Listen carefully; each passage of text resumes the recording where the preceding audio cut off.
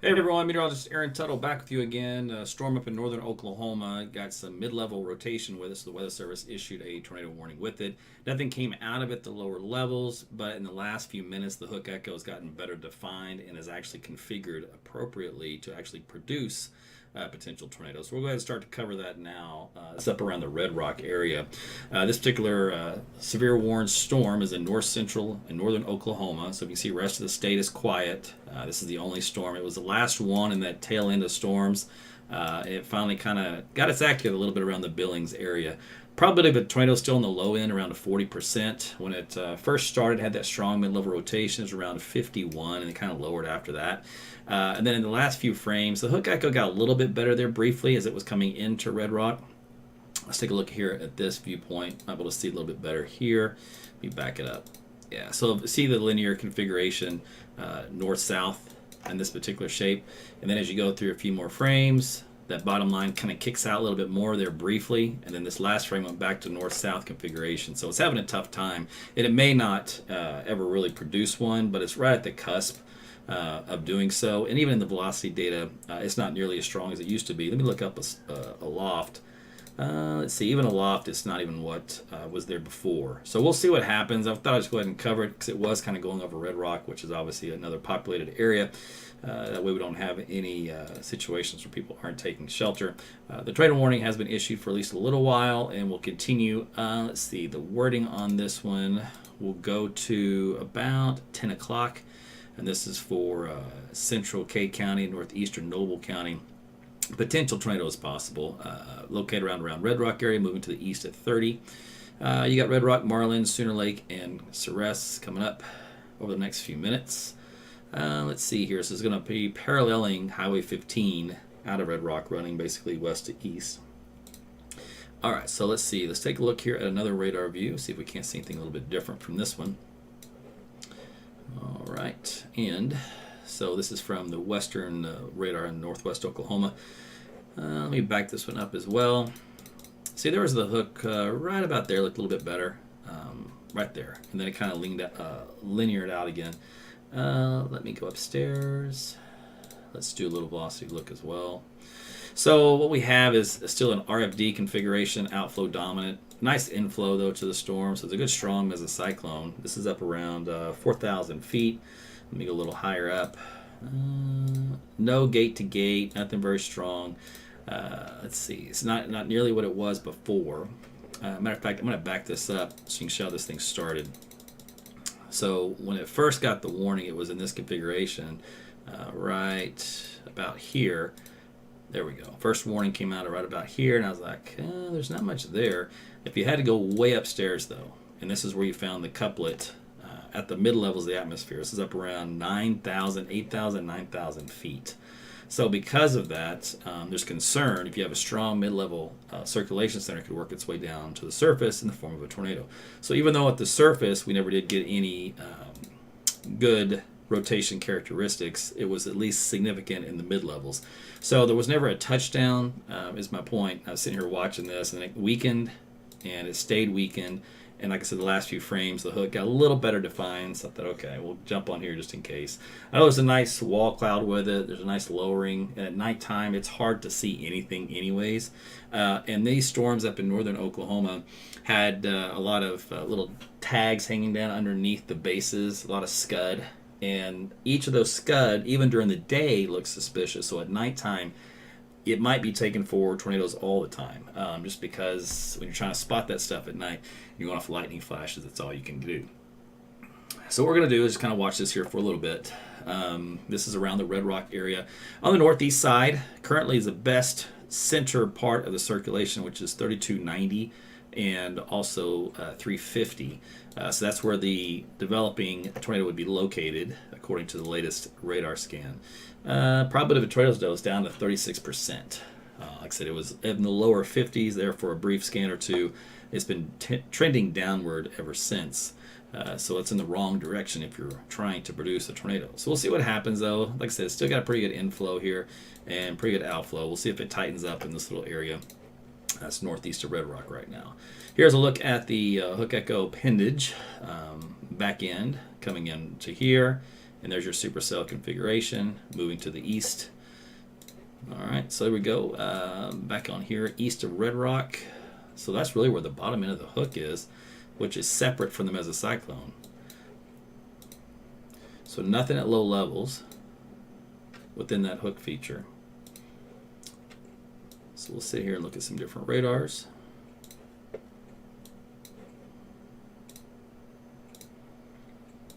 Nothing tightened up, nothing on radar products, no debris signature, anything like that. So it's in the still stages where we'll sit here and just kind of watch it and see if it ends up producing a tornado. I was hoping you wouldn't see me again tonight. I tried really hard. And after watching this for a while, I said, better do it because you never know.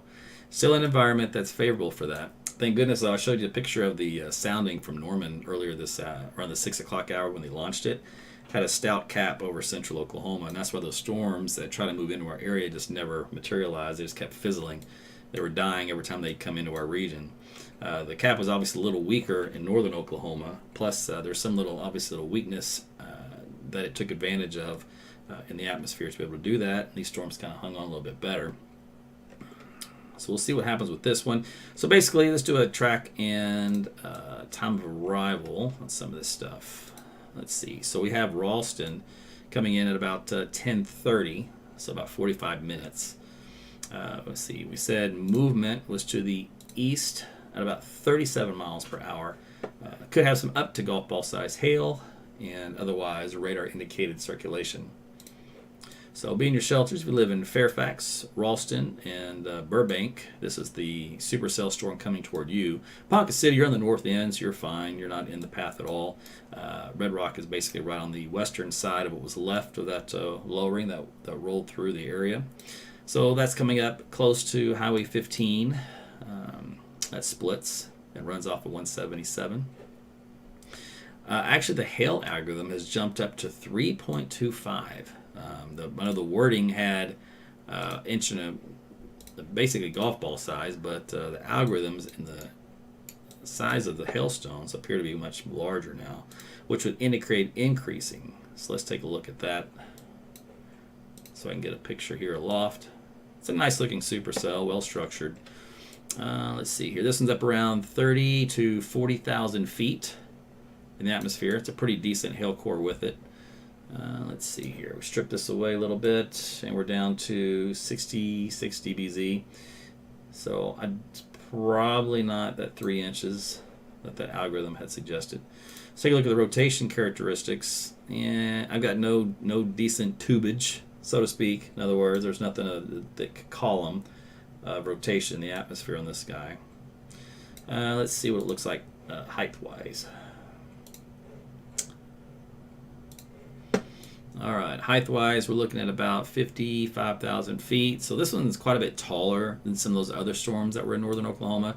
They were kind of a low-top supercells. They were around 40 to 45,000 feet with a pretty decent hail core in them. So this one's quite a bit stronger, quite a bit taller. So it took advantage, it looks like, of a low-level jet is what happened with those wind speeds rushing in from the south. And that's what I think gave a little extra boost that it needed to get a little bit better shape.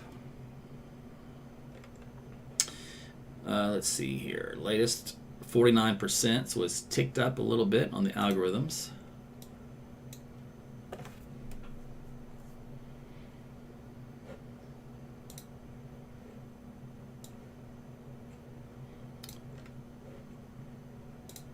Still no rotation products with this. No debris signature.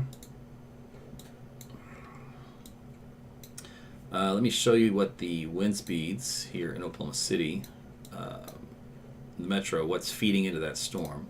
So this is the bad wind profile from the 88D. Now what's a little bit different now than what was before when we signed off earlier is when we looked at these wind speeds, they weren't at 50 to 60 knots like they are now in this area. So that's 60 knots. That's, in other words, that's your low-level jet kicking in. They were around 30 when we first started the broadcast earlier this afternoon or this evening.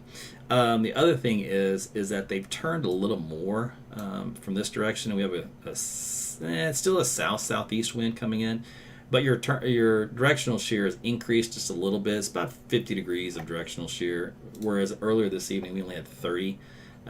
So there was another lacking component that the supercells didn't have, was better turning with height.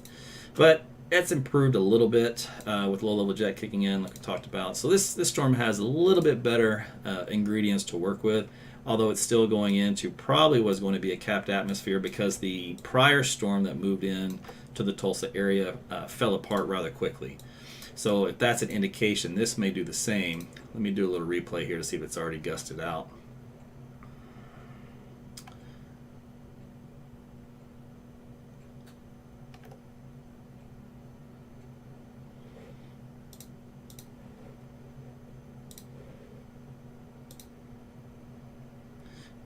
Doesn't appear to have so far on this scan.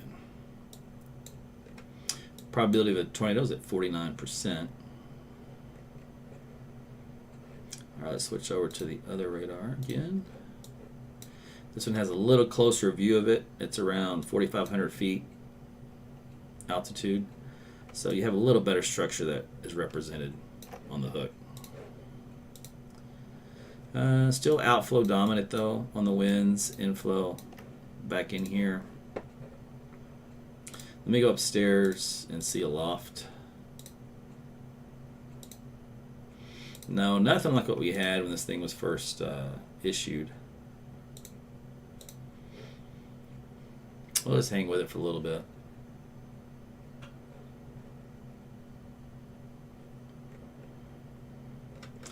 So again, we're watching up in northern Oklahoma. This is south of Ponca City, north of Morrison, east of Red Rock, coming in toward, it'll pass north of Pawnee, but probably pretty much right over Ralston and Fairfax.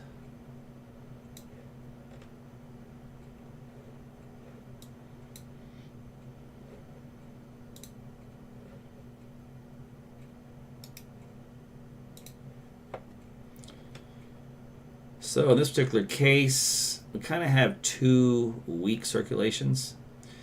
So one, let's take a look what this is.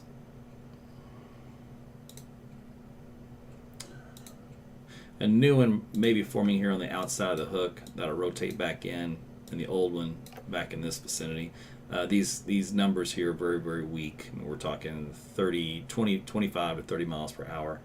These out here are a little stronger. Not by much. So 177 and let's see, Yearling Road is kind of where that old weakness of the circulation was. And then if there's a new one here kind of forming on the leading edge of the hook, let's see, that'd be around East Road 370 and Windmill, or AKA the county line of Osage and Noble.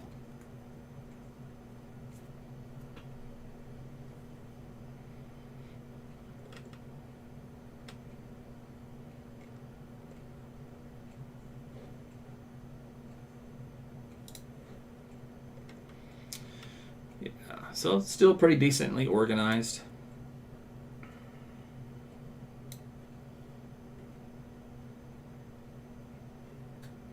So new tornado warning to carry it to the east because it was about to get out of the old one on the path. Let's take a look.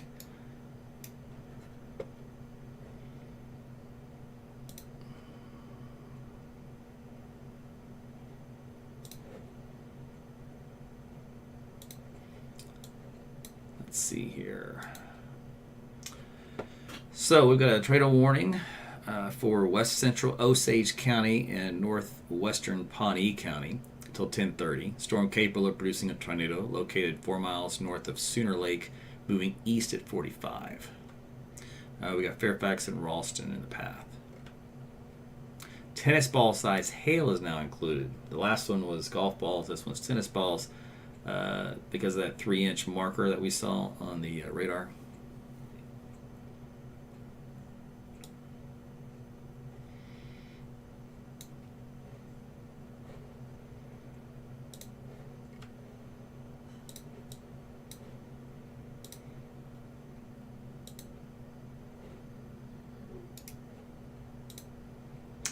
Probability of a tornado is now up to 61%. It's a little higher. Mid-level stuff, I don't see anything too strong for rotation purposes. For the low level, let's see here.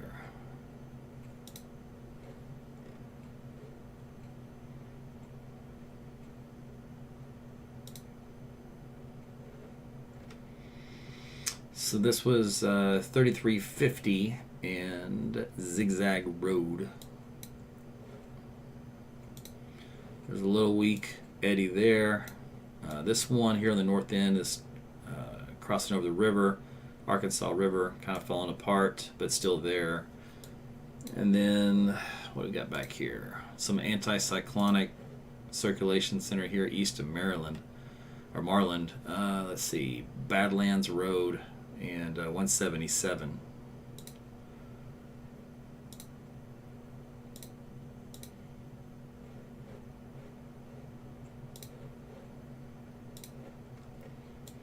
So 3 potential circulations within this, all small, all weak.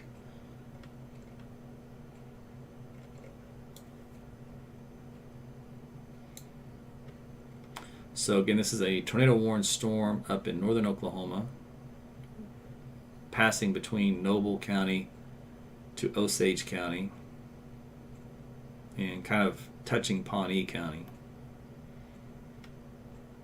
This is south of Ponca City.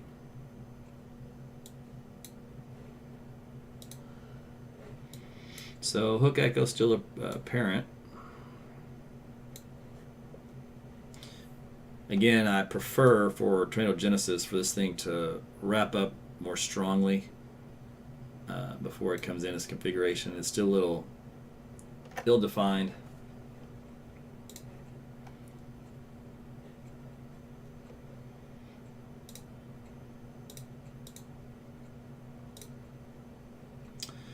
Probability of a tornado is at 58%, so kind of holding flat.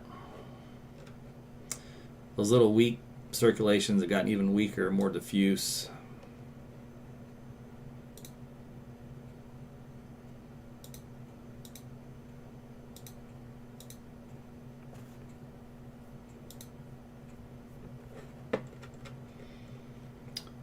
Let's see, those ones in Kansas are just regular storms at this point.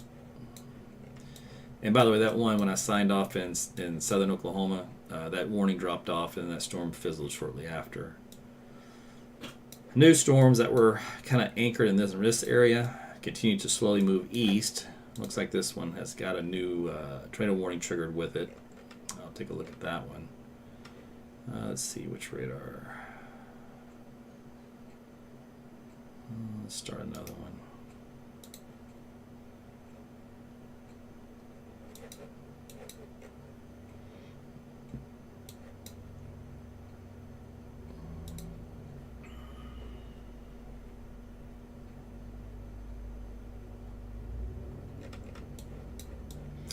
All right, now see, this one's got a pretty good hook echo with it as well. Probability of a tornado on this one is 57%.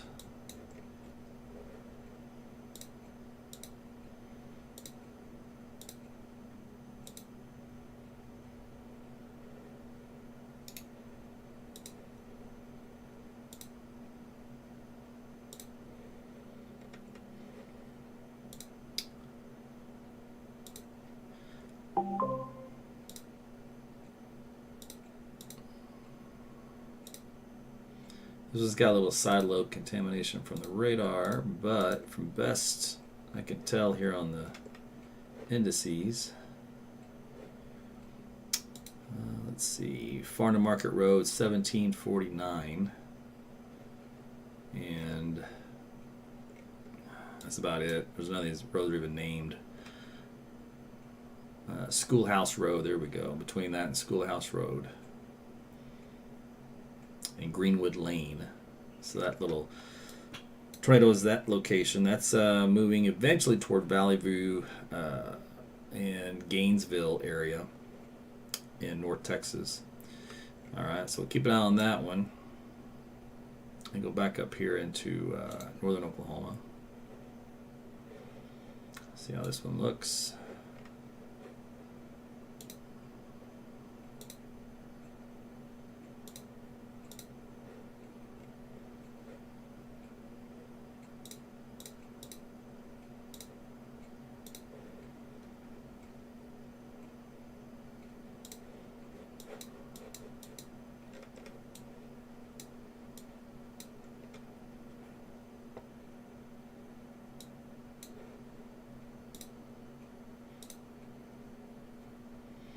Get a new scan here in a second. Let's try this one. Yeah, still nothing overly intense.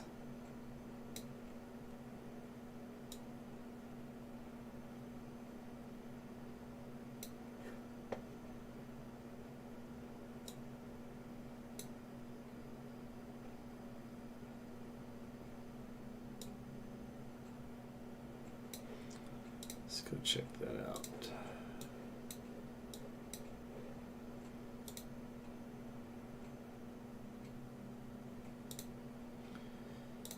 All right, so we might have a little back end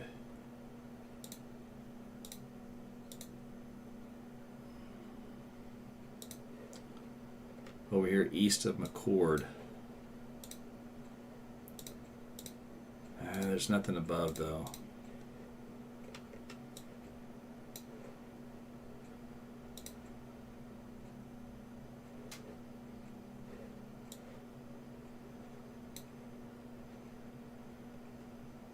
All right, so stay in your shelters in Fairfax and Ralston, Burbank for this thunderstorm to move on by.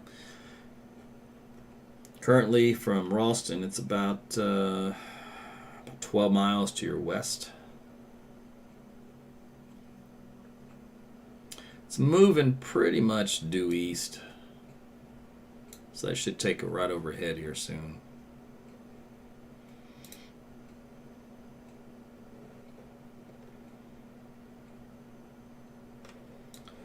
And the timing for you is about in 12 minutes.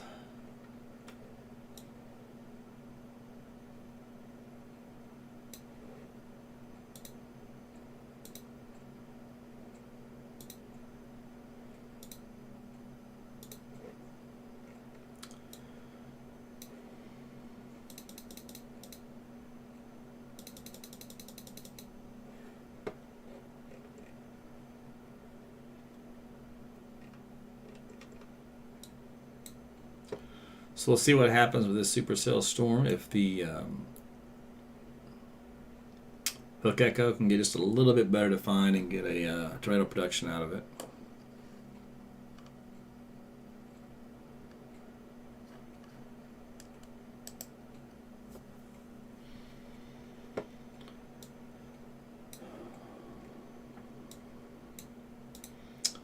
Let's see.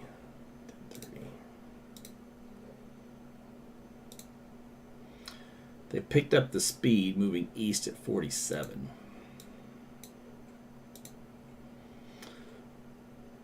So Ralston here in just under 10 minutes. Then you have Hominy at 10:31, Winona at 10:36. And then you'll have Barnsdall, Avant, and Skiatook after that. And then Ramona, Vera, Collinsville, assuming that this storm still survives that long.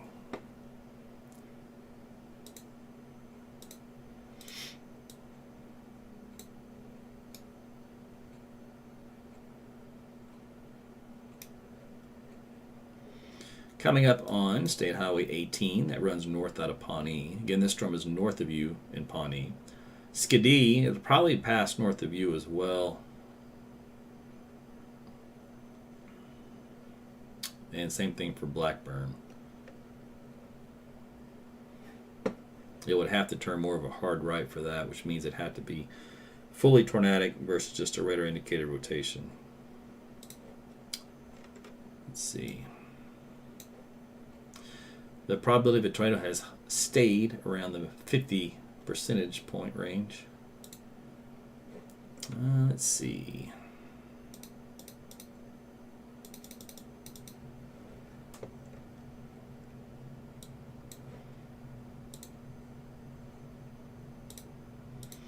It's working on getting there. This little area here is a little better organized on the rotation couplet side. That is, let's see, give me a road. All right, we'll go this way.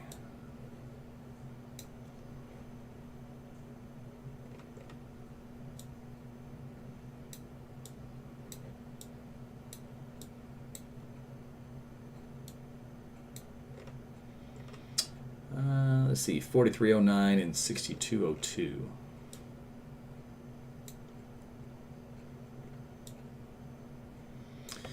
That would be probably an older mezzo, whereas a new one might be forming south and east in that little reflectivity ball on the tail end.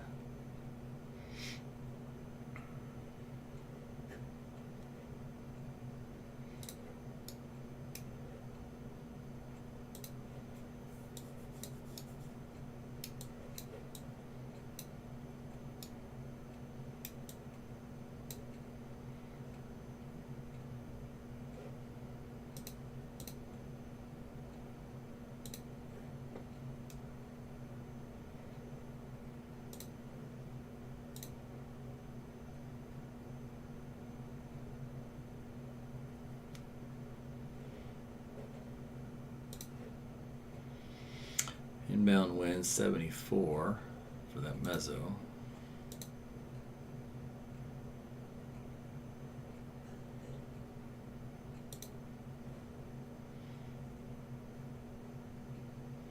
See, the couplet itself is really only about 50 miles per hour, so extremely weak.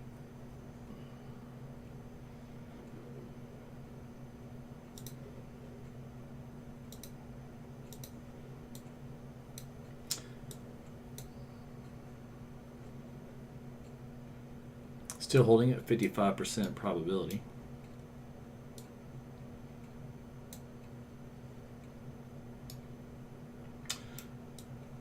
So Fairfax and Ralston, just a couple more minutes, and this core part of the storm that has rotation characteristics will be at your location. Stay in your shelters. Lowest floor, away from all outside walls and windows.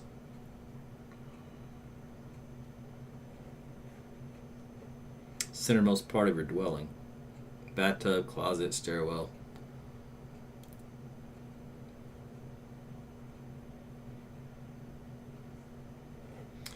Two and a half inch size hail in the algorithms.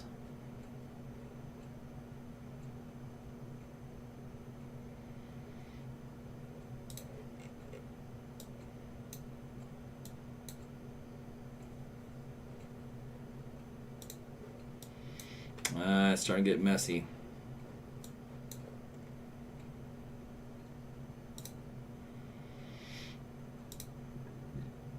Something's changing in the look. We shall see what happens here.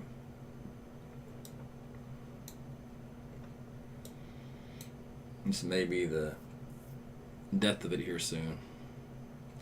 Yeah, the algorithms dropped to 38%, and we've lost our predominant storm structure of the hook, you know, that looked kind of like this. So we'll find out very shortly if this thing is collapsing.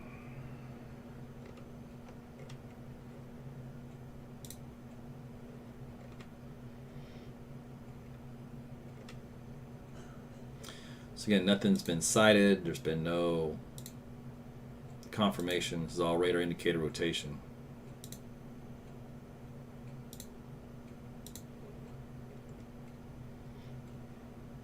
You jump back down to North Texas, this one here. Its probability is at 91% for producing a tornado. And we have a tornado. Yep, it actually picked up right here this last scan really well. Gate to gate, 63 and 60, so 120 miles per hour. So that's 60 V rotation. There's a rotation product. Let's see. That is a little bit of a debris signature here that's showing up now.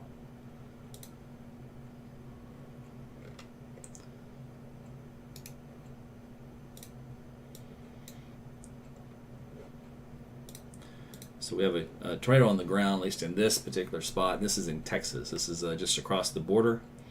This is in Montague County, coming into Cook County here soon, coming up toward Gainesville and Valley View on I-35 soon. Before then, it'll pass over Era and just north of Leo. Pass south of Myra, the location of the circulation.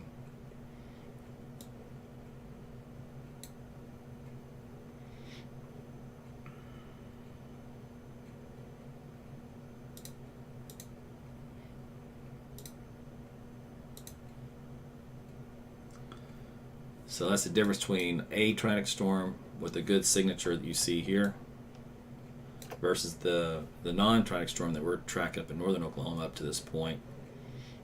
If it were to start looking like this, then your confidence is there of a tornado.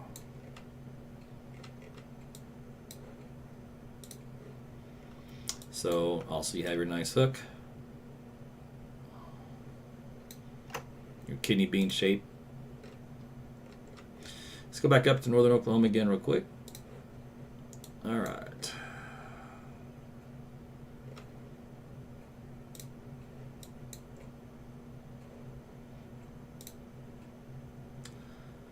Yeah, same thing. It's not doing much. Let's see, it's dropped to 37%, so kind of holding in the 30s.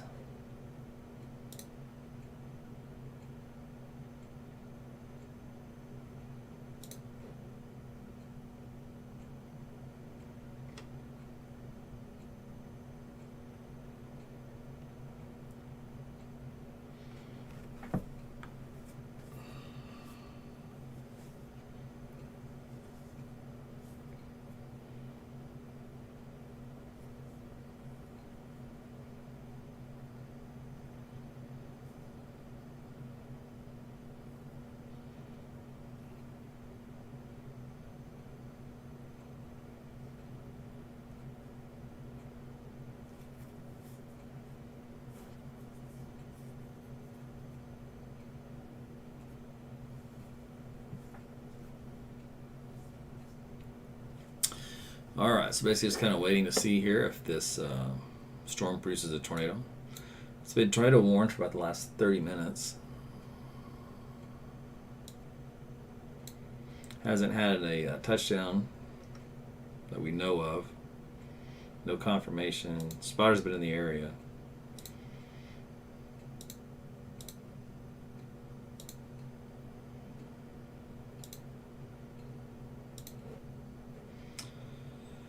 Let me look at winds aloft, because there's nothing surface-wise. Let's see. So,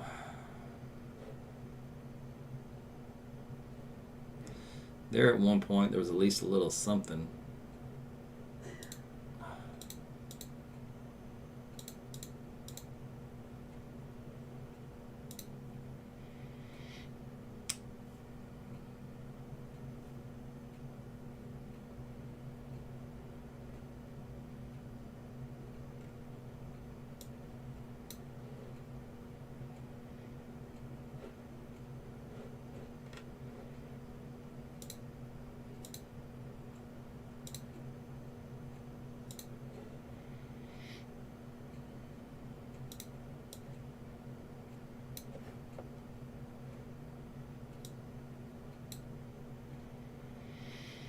Yeah, this is a disorganized, convoluted mess at this point.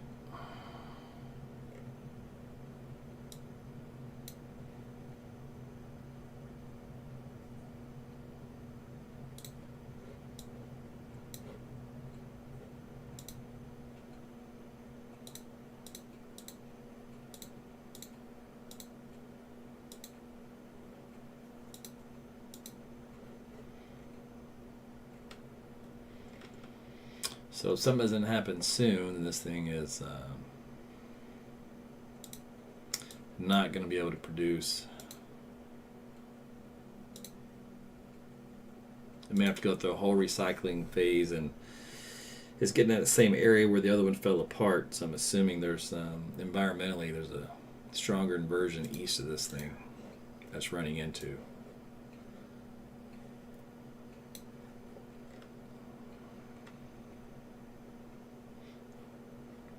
All right, let's get check on our North Texas one.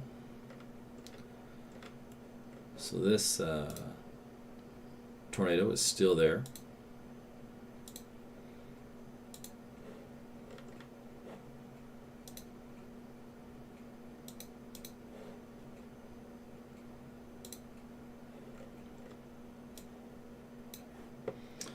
Looks like they took a little jog to the south.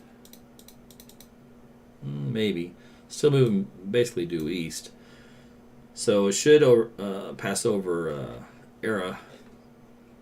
It's about 1, 2, 3, 4, 5, 6, 7, 8, 9. About 9 miles west of you. Let's do another storm track on this one.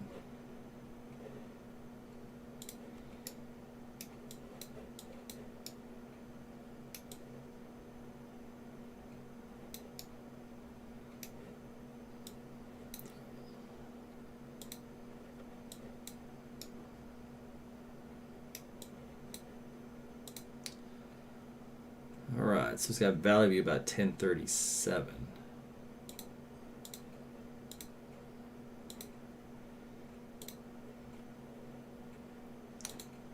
Moving to the east at 36, golf ball size hail. Now this will be passing over I-35, so we'll have some thanks. Oh, thanks. Just in case. Right. Let's see. I-35 between mile marker 482 and 502. This is down here in North Texas, right across the border. This traumatic thunderstorm will remain mainly over rural areas of southwestern Cook County, including the following locations: Prairie Point, Roston, Era, Valley View, Leo, Lewis, Hood, Myra, and Lake Ray Roberts.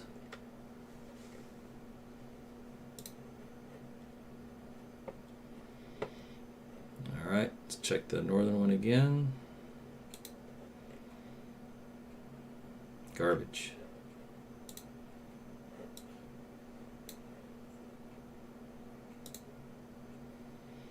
Yep, this one's garbage. All right, I don't know. It's so.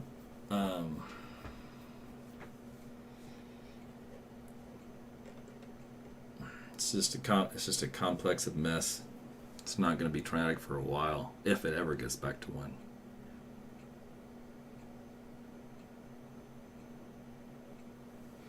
So I think this is just going to basically continue to slowly fall apart.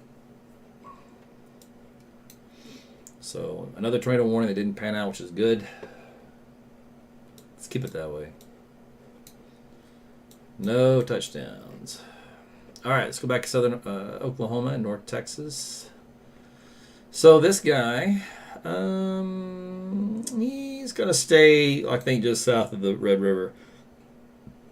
Now, the northern end of the storm with the lightning and probably some of the small hail may eclipse, like from Denison to Tulip area on the northern side of the border. But other than that, the supercell itself should stay primarily on the south end through its life cycle. And whether or not it continues to produce a tornado much longer is yet to be seen, but for right now, at least it has been.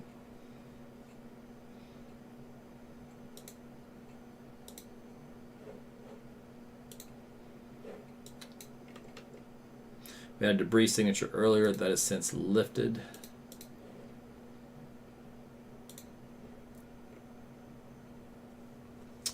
So where is this thing located? Over a bunch of trees. There are some farmhouses though here and there. So big rural area. But it does have these peppered neighborhoods along its path.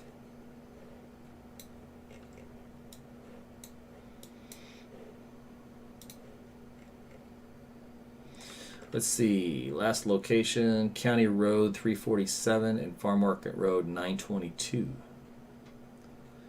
That is the last location of this tornado, coming up to County Road 345. Moving to the east.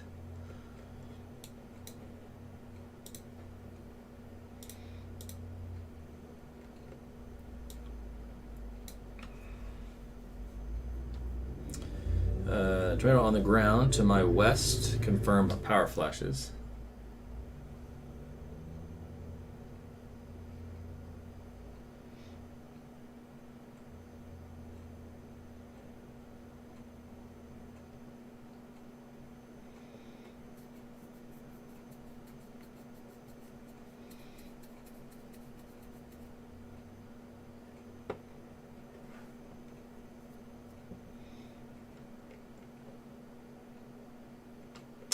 So once again, we're looking at a tornado-warned storm down here in North Texas, just across the Red River. Coming into the Gainesville and Valley View area on I-35. So motorists that are going to be on I-35 when this thing crosses over are not exactly the best position. Now it may lift and stay lifted by then. We'll see.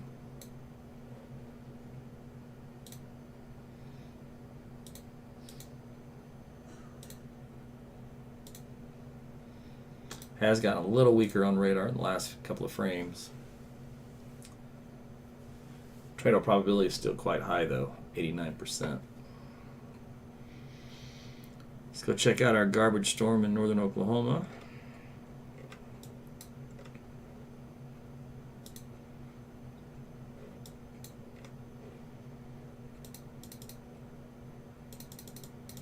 All I can get out of that is brief little eddies, which are very weak transient couplets that just don't stay more than a scan and they're gone.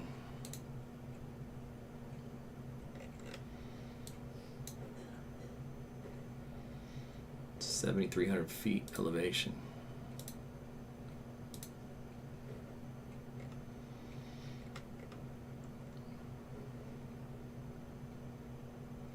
So this is about to come toward the end of the original polygon for the tornado warning, which means that here soon the Weather Service will have to make a decision to where do they extend to a brand new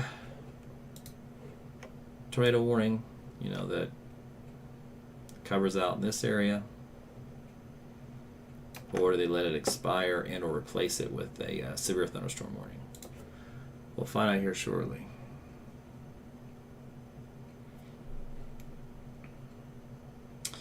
Alright, so back down south, keep a look at this one.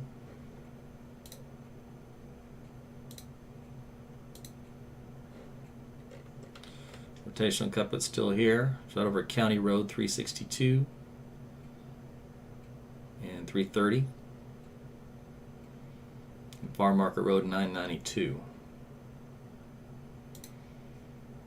There's no debris signature there, which is good, because it is going over a little bit of a populated region, a little neighborhood.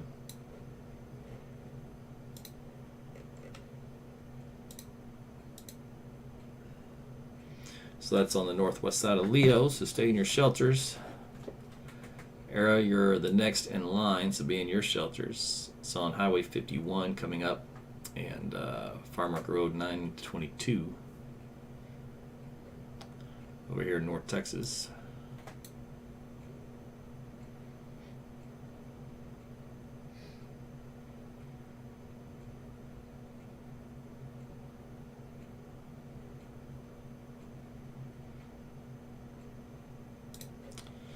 All right, Oklahoma, so they extended the tornado warning.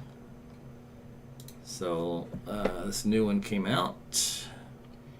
Tornado warning for southeastern Osage County in northeastern Oklahoma and central Pawnee County. Storm capable of producing a tornado was located near Blackburn, moving east at 45. Tornado and hail dollar size. Let's see. Locations: Pawhuska, Hominy, Fairfax, Sperry, Ralston, Osage, Skidee, Pershing, Woco, Skytook, Cleveland, Barnsdall, Wainona, Avant, and Blackburn, Tallant, and Nelagani, or Nelagoni. I need to look that up so how to pronounce that down. Let's see. So we got mid-level broad circulation within the storm itself. That's expected.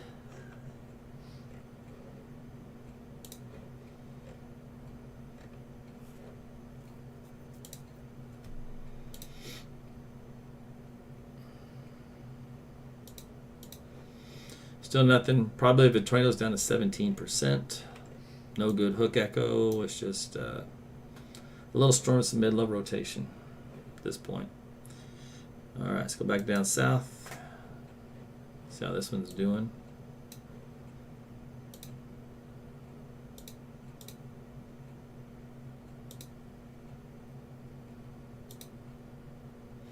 Still don't have a debris signature with it. Still got some decent rotation on radar though, and then we're up at around 5,000 feet elevation.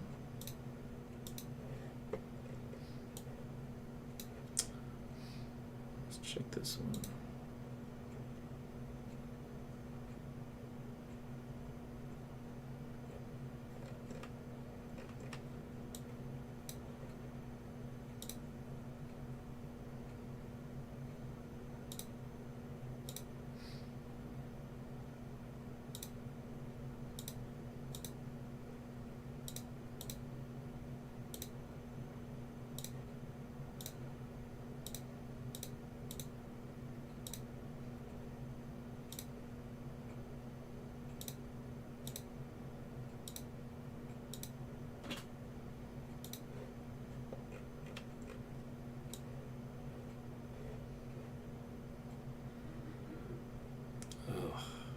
Looks terrible.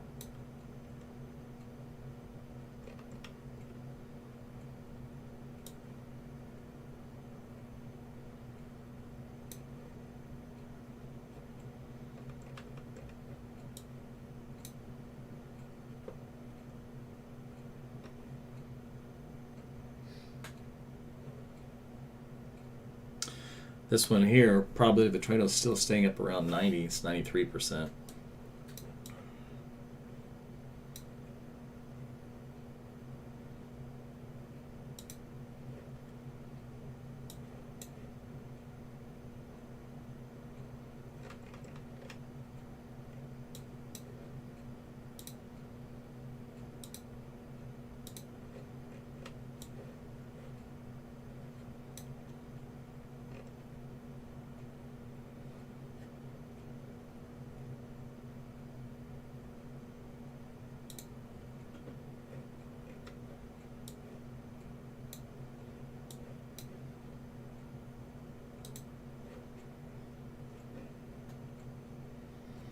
All right, let's go back up here, northern Oklahoma.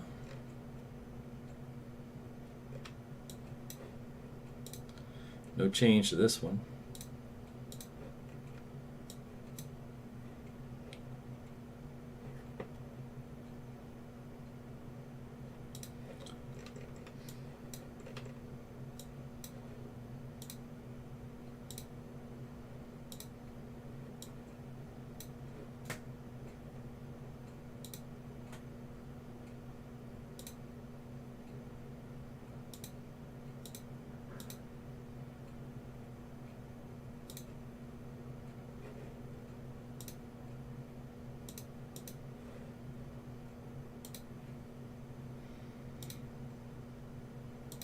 So this storm is basically just on the north side of Leo.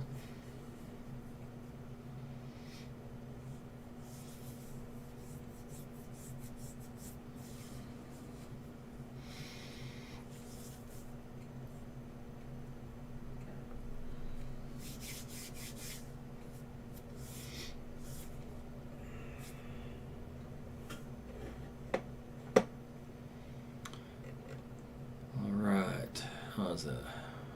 Mesoscale discussion about this one. Let's check the northern Oklahoma again.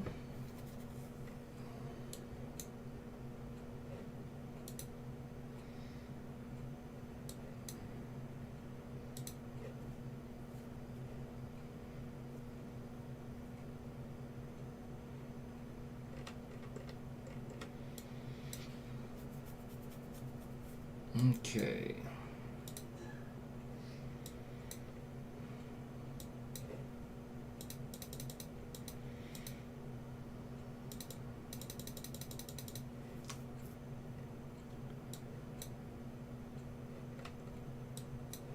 Yeah, I still think this storm is slowly dying.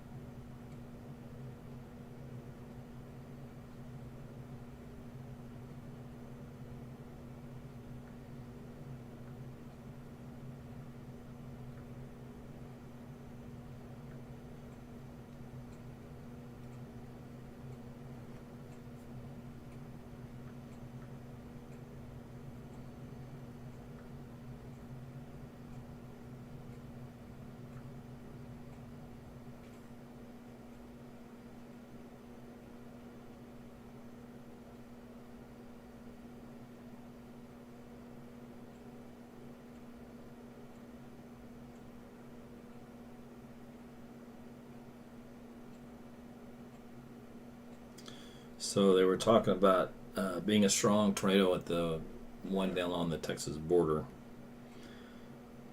due to the environment with so much shear and instability.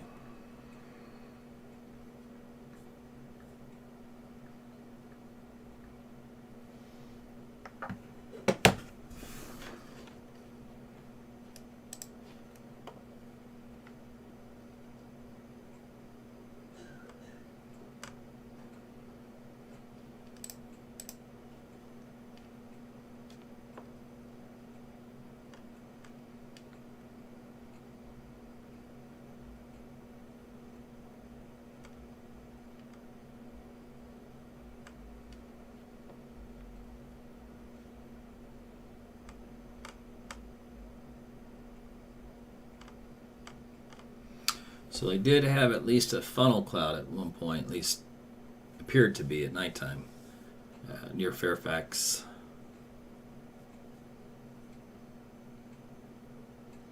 Toward Hominy. This is a while back though.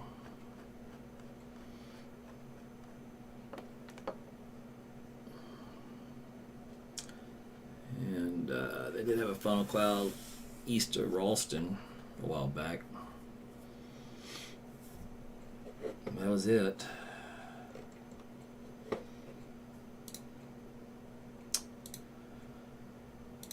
Let's see.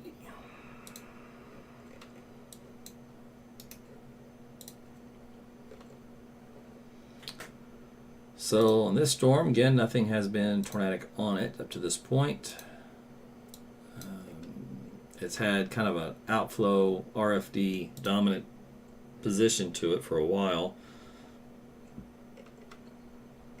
They got completely disorganized there for about 20 minutes. We'll see if it gets its act together here soon. The probability of producing a tornado is down to 28%, so lower than what it was before. This will be passing into the very northern end of Tulsa County, moving through southeastern Osage County. So Barnsdall, you will not be affected by the tornadic portion. You're going to get some of the hail, heavy rainfall.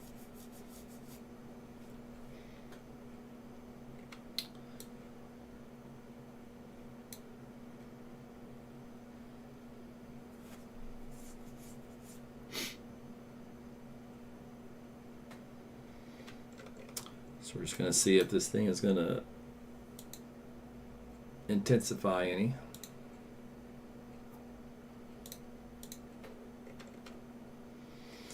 Let's go back into North Texas again. Oh, wrong one. This one. Alright, so now this is still a well-defined supercell. This is how a supercell is supposed to look like, not the one that we have in Oklahoma. So this one is one that means business.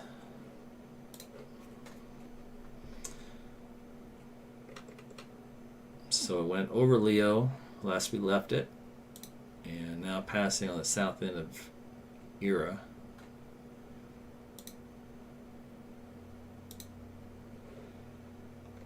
Rotation is County Road 333 and Crossin Ranch Lane and County Road 346. A little intersection there.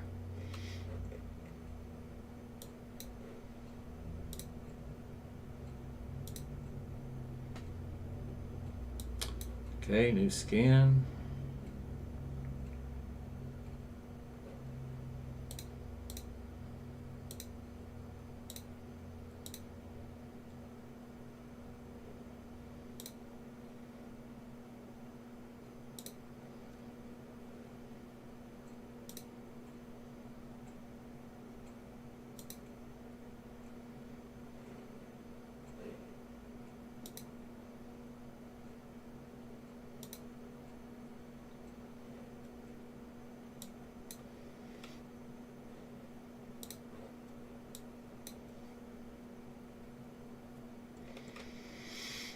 Let's see, County Road 366 and 366 That's interesting. Goes north and then cuts east. And then goes west. Okay, you guys all can't be 366. Clearly that's not right. Let's go down there and see.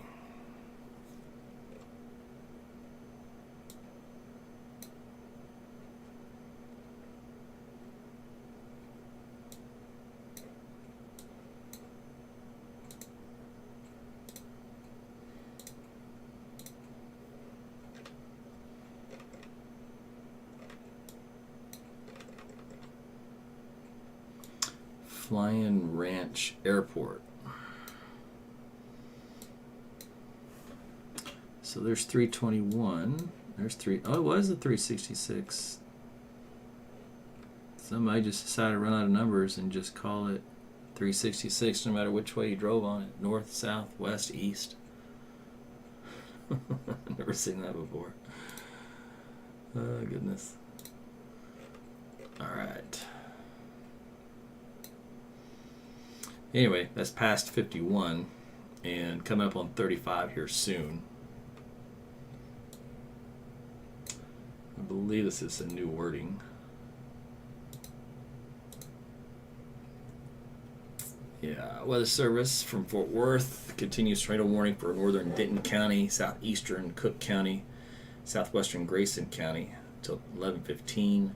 Storm capable of producing a tornado located 9 miles southwest of Sanger, moving east at 45. This will cross I-35 just south of Valley View. Let's see here. So we've got Ray Roberts Park, Johnson Branch around 10:45, and then Ray Roberts Park on the Isle du Bois at 10:50, and Pilot Point and Aubrey around 10:55. Let's see, Interstate 35 between mile marker 473 and 487.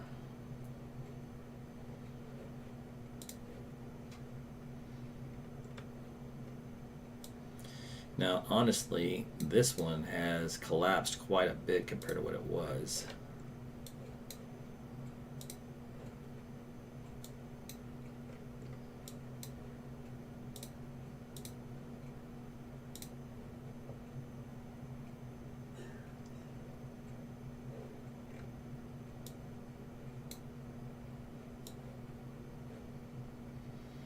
It may have gusted out, which is why. That's good. Let it weaken before it gets to 35 for traffic.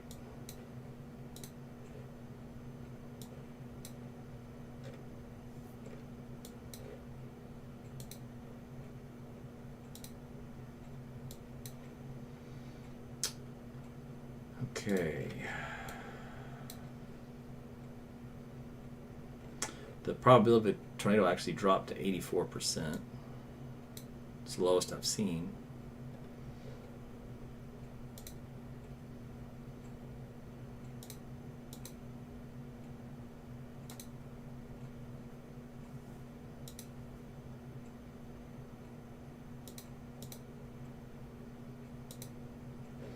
Still has a broad in that hook.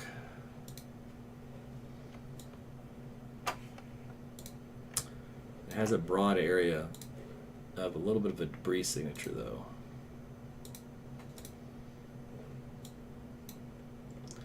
So there's still probably a tornado ongoing. All right, that'll be coming up here on I-35 here soon. County Road 248 and West Lone Oak Road and East Lone Oak Road. That is going to pass in between. What is that? It's County Road 250. See what's out here in this area.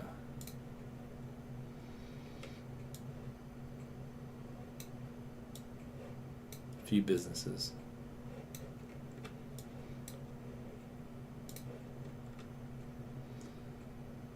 And there's a neighborhood here.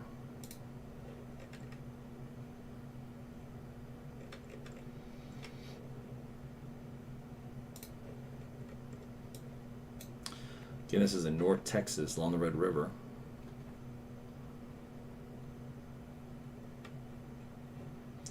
It's check on our northern Oklahoma one.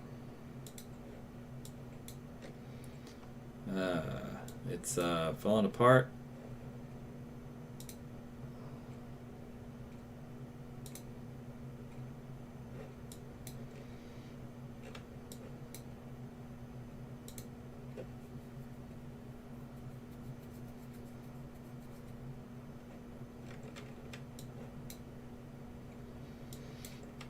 Okay.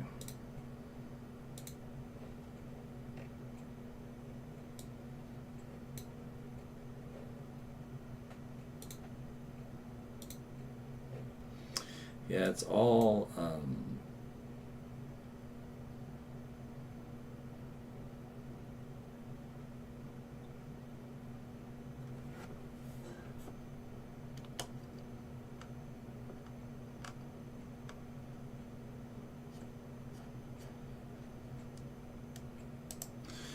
RFD dominated, so the storm won't be producing a tornado anytime soon, and given the configuration, the way it looks, it may never do so.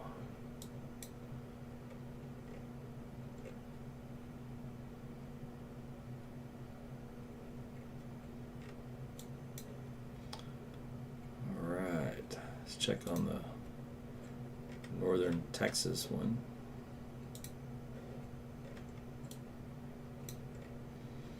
Still our circulations here.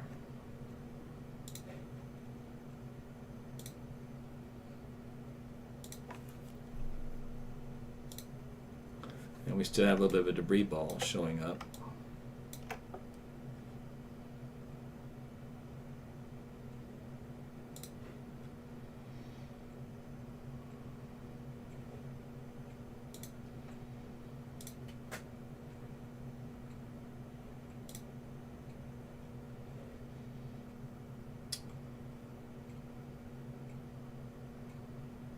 $6,000 feet. I've got about 106 outbound and 90 inbound. So 100 mile per hour. So we're looking at a definitely at least an EF1 tornado.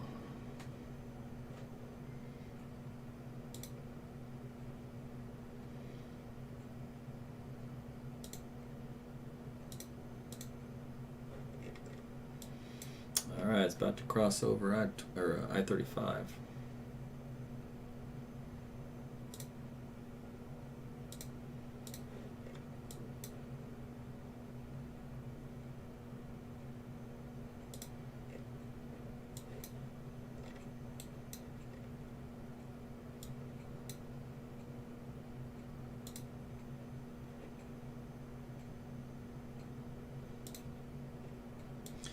Alright, they did put a purple polygon on it, which means that a tornado has been confirmed visually.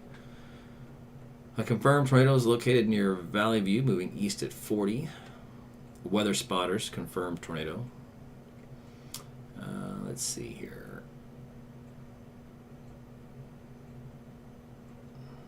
They did not put the mile markers this time. But it's pretty much on top of I-35 and County Road 250.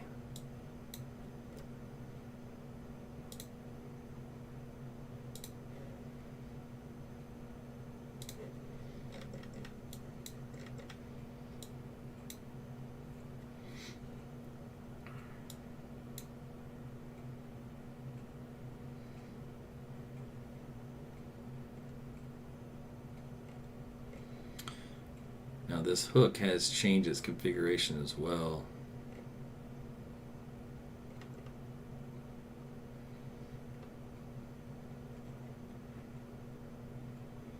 So it may be on a weakening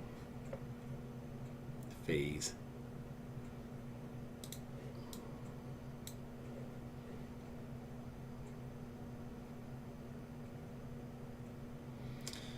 All right, real quick up in northern Oklahoma. Northeast Oklahoma, for you guys up in Tulsa.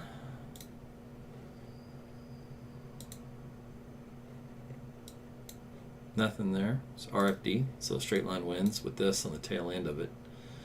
Just passed around the Prue area.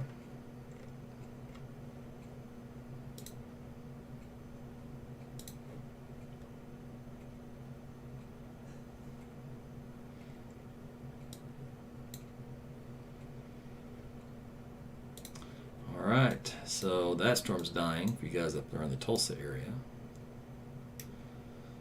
Let's see, this one here. Report of trees uprooted. Comes into Pilot Point, 10:59. Salina at 11:16. Gunter 11:17. Weston 11:24, and Van Alstyne 11:31. Didn't mention Tioga, but it should have. Right before 11 o'clock.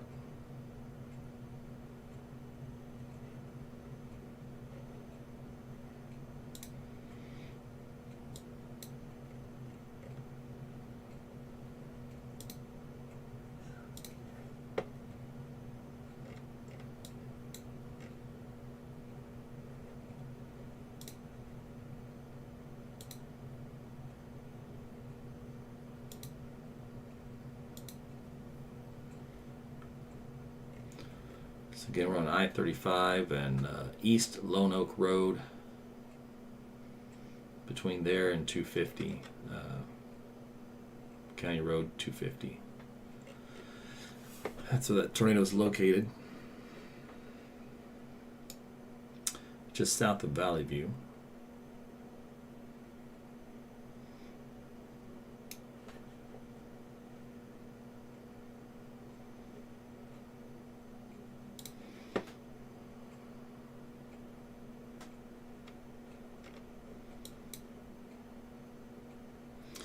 Radar's estimating the strength of an EF3 tornado at this point.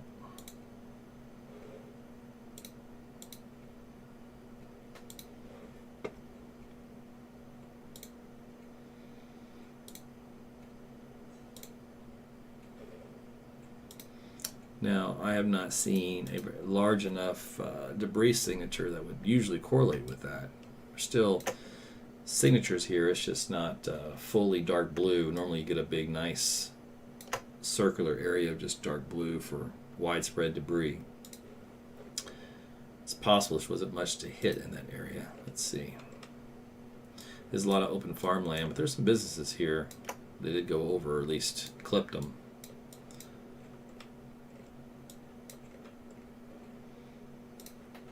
Again, this is in North Texas, north of Dallas.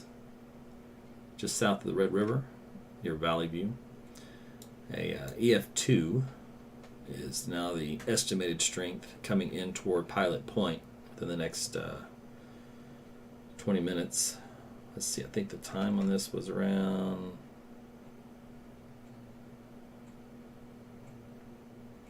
It'd be a little faster. They got a new track on this one, so they bumped it up to just before 11 o'clock.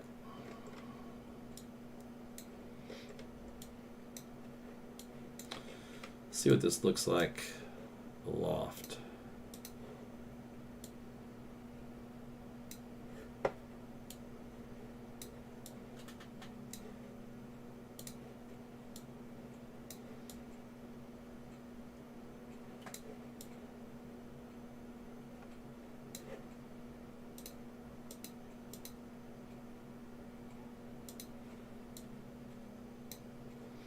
Yeah, I never did see it loft much. About 5,000 feet maybe was the most.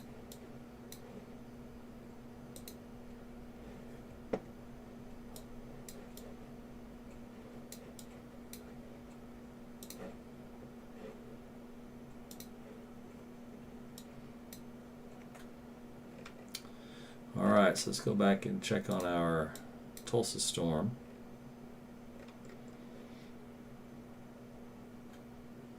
So being your shelters down here in Pilot Point and Tioga and Aubrey, wouldn't hurt for you to be in your shelters as well. All right, let's see, northern one.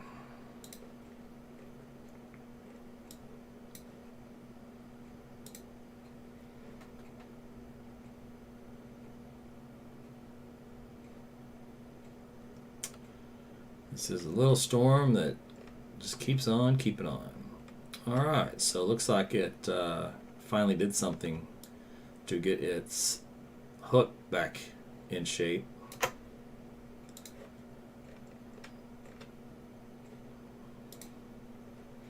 Still a very strong RFD surge though.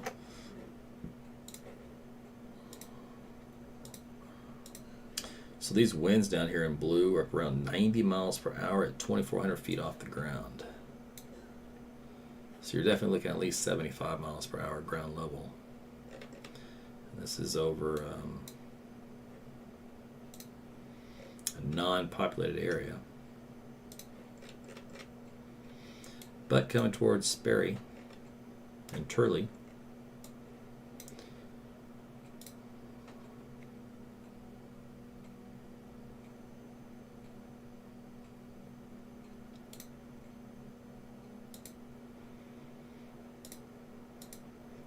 Let's see, probability of a tornado is at 26%. So basically it's been holding in the 20s since we've been tracking it.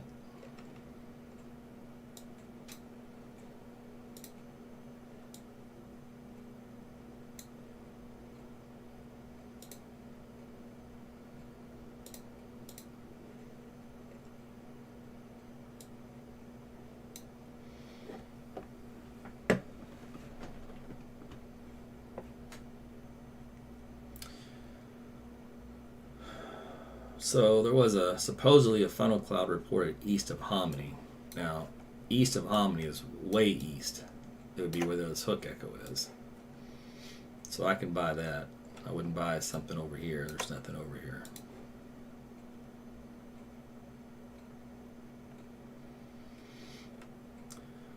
So we'll see. We've got a little bit better defined hook echo area. Still has quite a bit of a surge of air though it's got to overcome.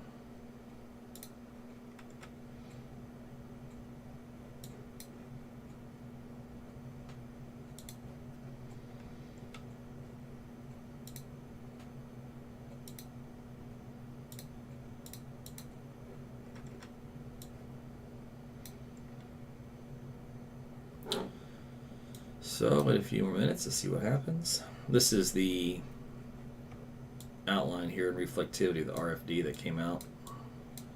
So you're going to have to get inflow coming back in, spin something up here on this edge, and then rotate back in.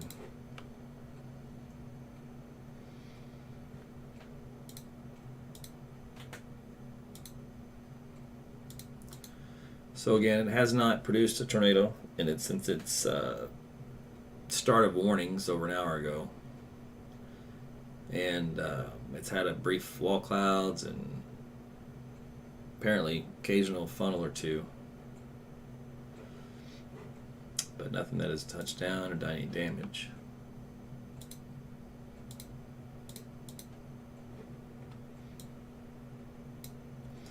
So with this track again moving into northern parts of Tulsa County, it's this little green line right here. So Weather Service will continue the tornado warning and now include more area for Owasso up to Claremore to Rogers County. So be in your shelters for this. Let's plot a storm track on that one. We'll come back to the North Texas one here in a minute.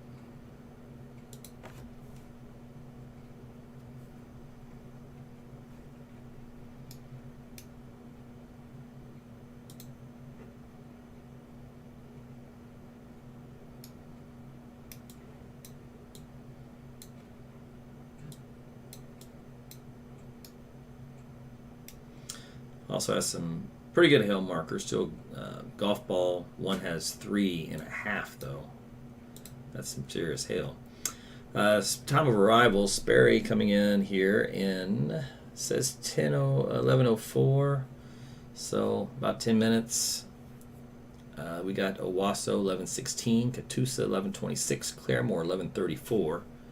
That's what you can expect. This little area of rotation to come to your region.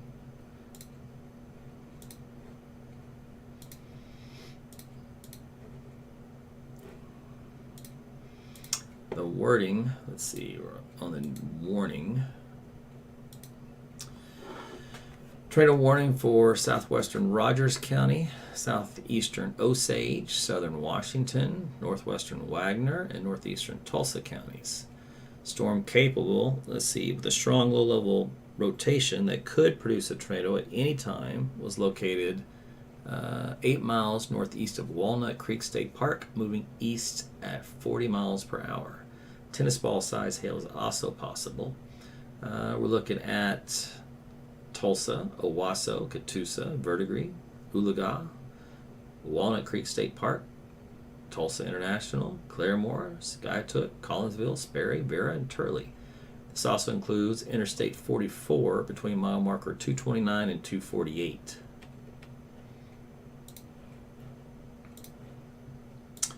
And that is for this tornado warned storm in northeast Oklahoma.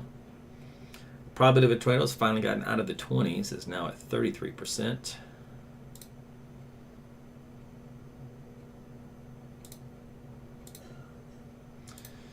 Still outflow dominated. Let me go aloft. Maybe there's some better circulation above. There, finally found some. That's around 8,000 feet.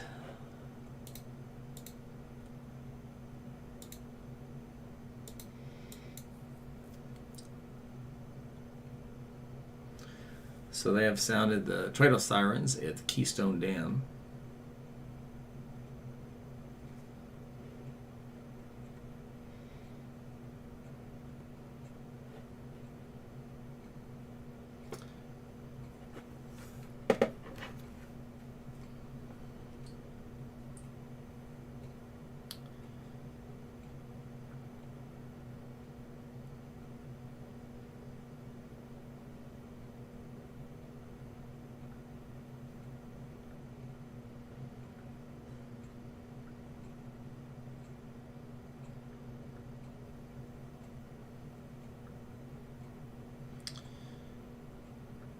See.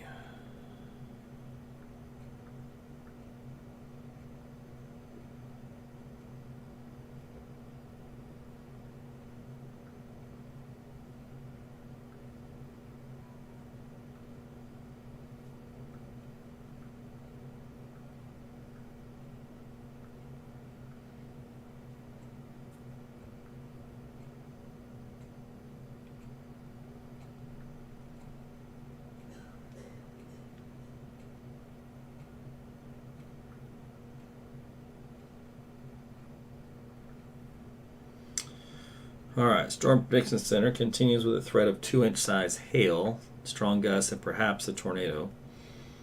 Let's see, well-organized supercell continues to progress in Osage County.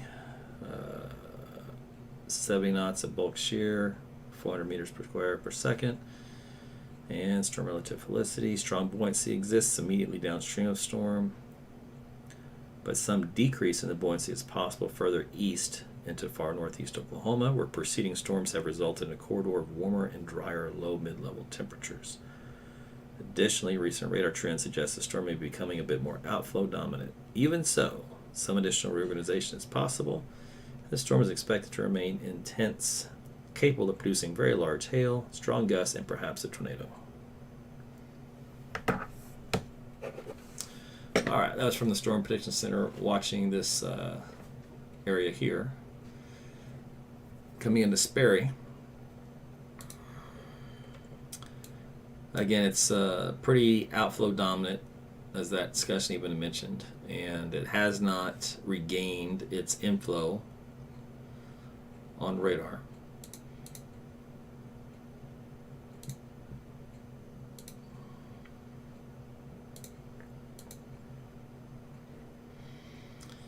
Let's zip on down south again.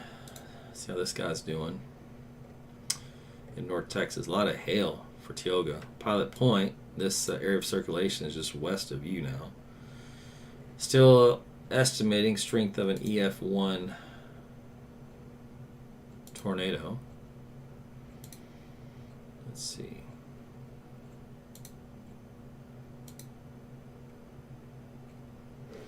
But we're losing the hook.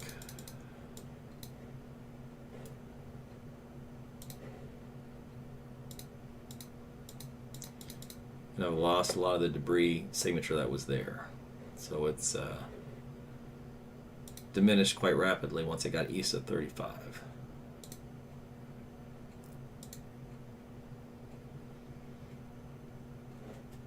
So there's still a tornado in that area.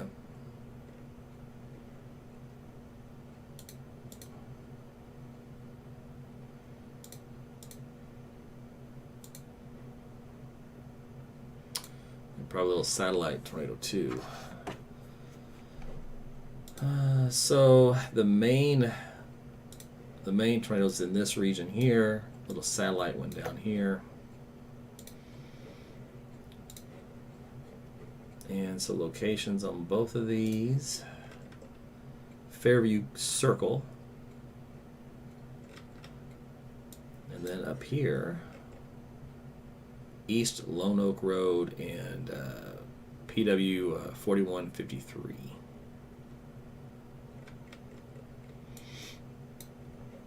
So Pilot Point, stay in your shelters.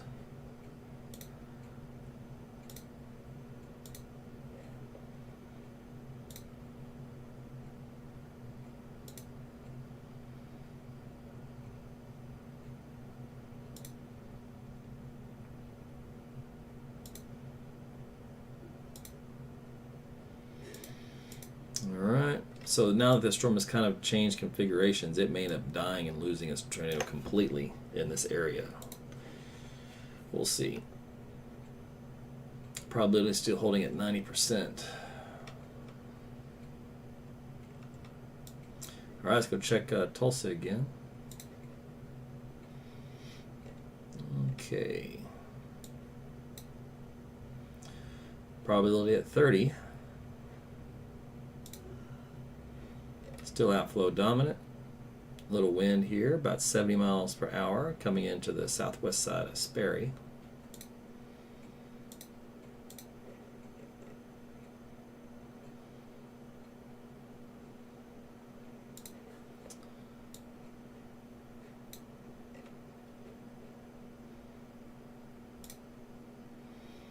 Yeah, this thing is not producing a tornado, and not sure that it will. It's still outflow dominant. And the hook is no longer in a shape that it needs to be in to preclude.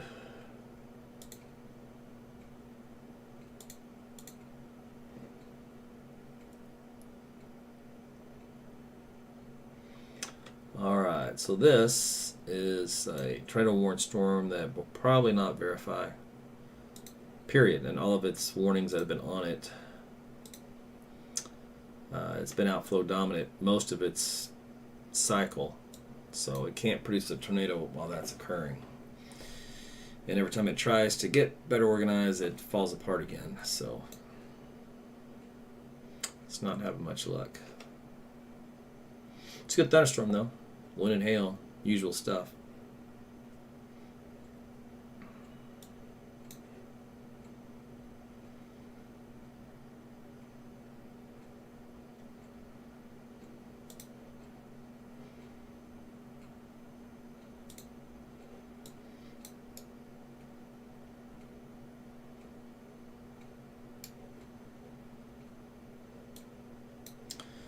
So coming to Sperry on 11 is the tail end.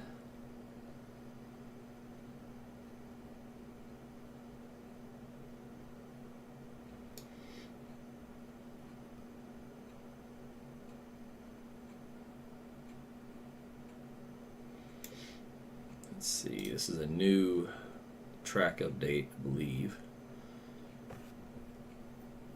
It's actually moving a little faster than what the tracks had estimated. So Wasso says 11:16, but it's probably more closer to like 11:12. Then Claremore, and then Inola.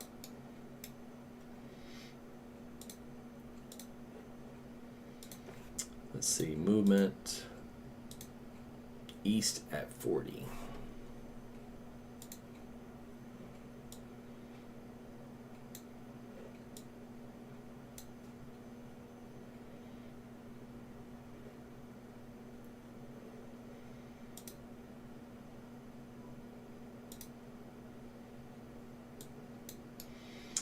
So if you look here, our winds are already through east of Perry.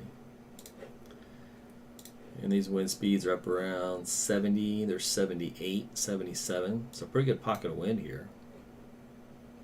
This is in the RFD of the storms, Highway 11 and East 86th Street. And there's North Cincinnati Avenue. So this is kind of the strongest winds are passed to the west-southwest of Perry, and will pass between Perry and Turley. So this batch is moving off now east of 11. On the back end here, on the west side of Perry, you've got a little extra wind. These winds are also up around 60, 65. These have dropped a little bit also. Speeds back in the 60s. No tornadoes though.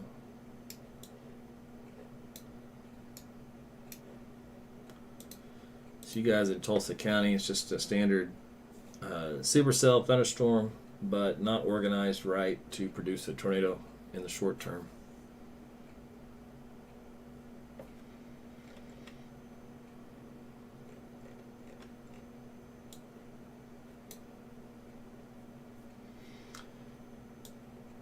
The tornado warning continues and covers Catoosa, Fair Oaks, Claremore, Collinsville, Skiatook, Sperry, Turley, Owasso, and North Tulsa.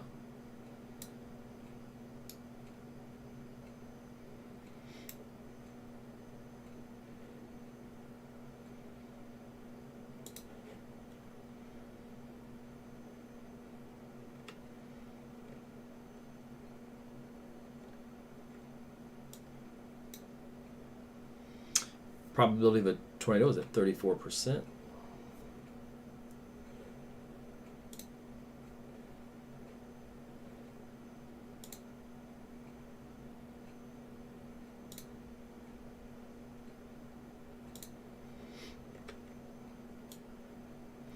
All right, zip down to North Texas again. See what that thing's up to. So it's now going over Pilot Point area.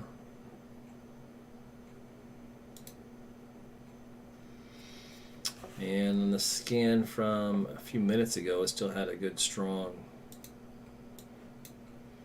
circulation center out here. Let's see, inbound wind of 66, outbound 65. So again, not nearly as strong as it was. It was around I-35, still hanging in there. No debris signature with that data.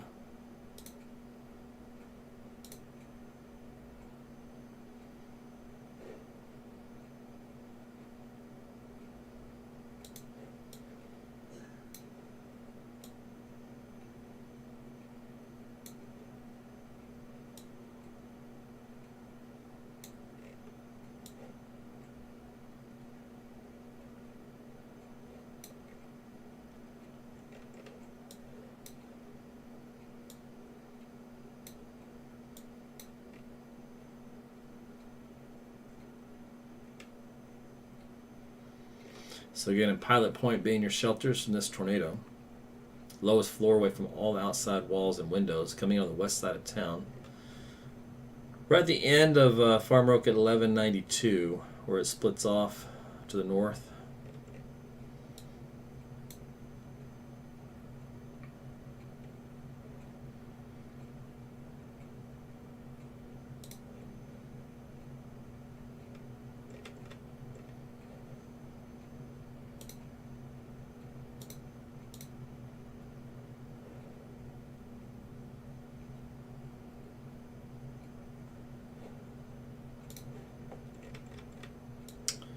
All right, let's go back up north. For you guys in Tulsa.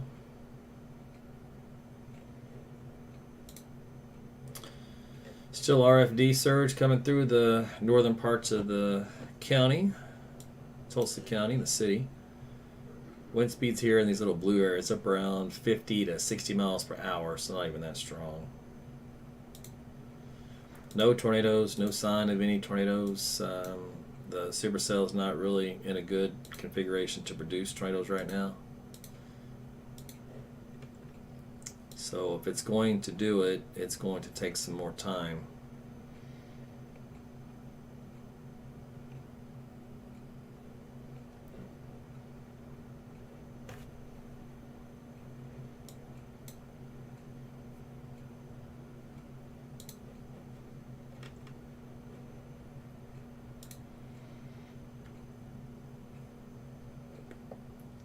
Collinsville's got some pretty good wind. Up around 60.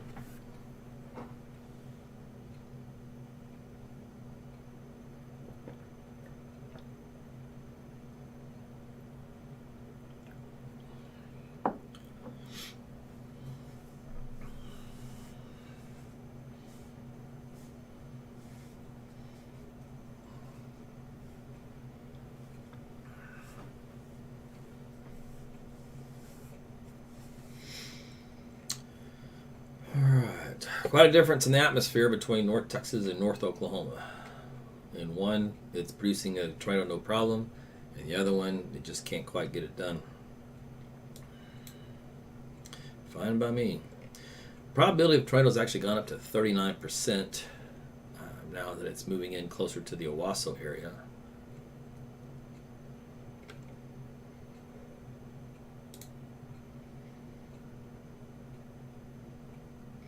Let's take a look at the wind here in Tulsa. Let's see, do I have that? Let's go over here.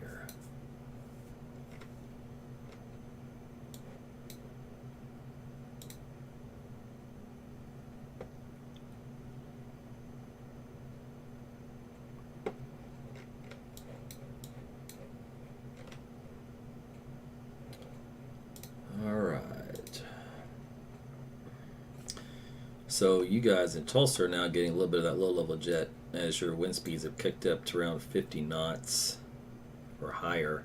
See, if you go back an hour, which is back over here, you were below 50 knots. 50 knots is the flag you see. So you didn't have a flag an hour ago, but you got a flag here and here and here and here and here. So your wind speeds have picked up. Your directional shear, let's see, you kind of suffer from the same thing we had over the rest of the state. You got about a 45-degree window, and then whatever you can get at the surface. So you have some good speed shear. Your directional shear is suffering as far as turning with height. You do have a good southeasterly wind component. Earlier in the evening, over central Columbia, more of a southerly wind component. So you can add in another probably 30 degrees to that 45, so you're up around 75 degrees turning, so that's pretty good. That's better than what the other storms had to work with. The question is, can the storm do anything with that?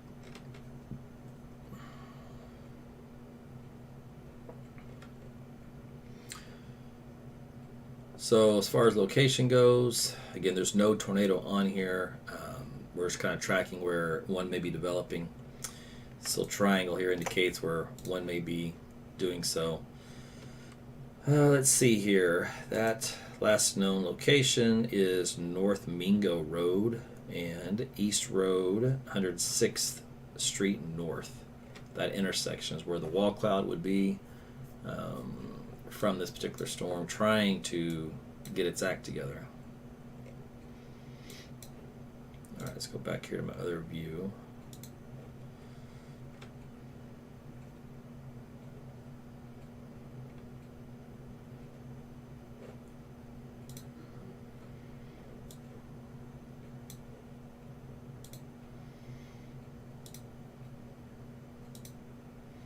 Still RFD dominant on that radar view.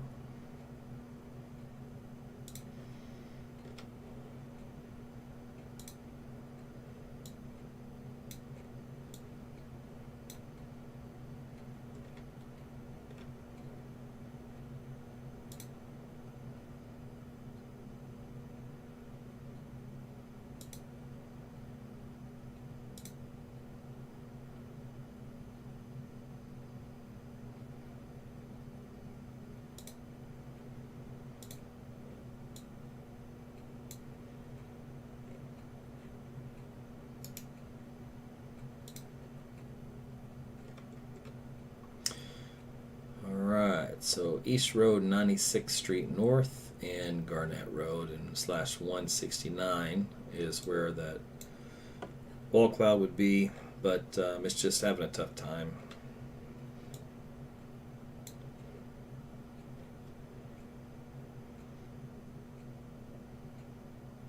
Let's go back to Dallas again. The storm is staying north of the Metroplex. Alright, so there's our circulation center on the north side of Pallet Point. Last known was Alexander Road, and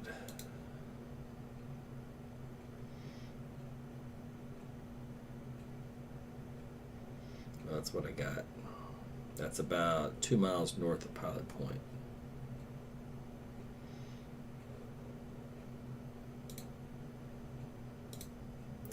Still no debris signature though. Actually, that's a little bit of one here.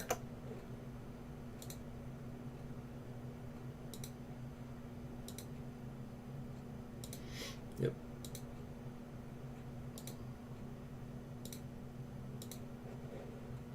But that's much, much weaker than what it was before. Alright, so this one may be dying out, like we talked about earlier, or a new meso forming back here on the front end. We'll have to see. There's mid-level rotation here, and there's a little eddy here, and that's our old one here. So the storm's not done down here in North Texas, at least for a little while longer. So stay in your shelters in Salina, Weston, Anna, Melissa, Gunter, and Van Alstyne. Alright, so back in Tulsa, let's see, Claremore's sounding their tornado sirens. So the area of the hook we're watching in Owasso has been outflow dominated, heading in this direction between Limestone and Valley Park.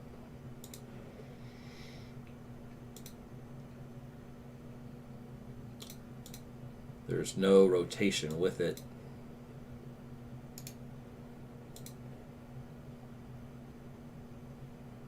But there is some strong straight line winds. There are power flashes noted on the east side of Highway 75 between 76 and 86 in Owasso a little while ago. So if you notice here, all this little blue area, those are wind speeds in excess of 65 to 75 miles per hour. So that's hence you're getting some of those power flashes.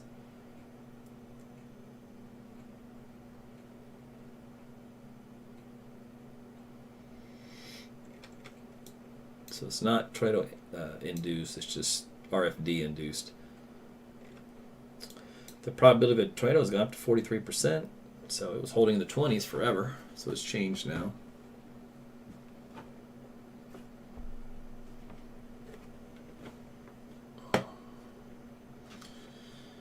Alright, so again we're talking about a storm moving through the North Tulsa County that has some RFD with it. In other words, it's got rear flank downdraft because it has not produced a tornado. So basically some of these straight line winds are knocking out a little bit of power.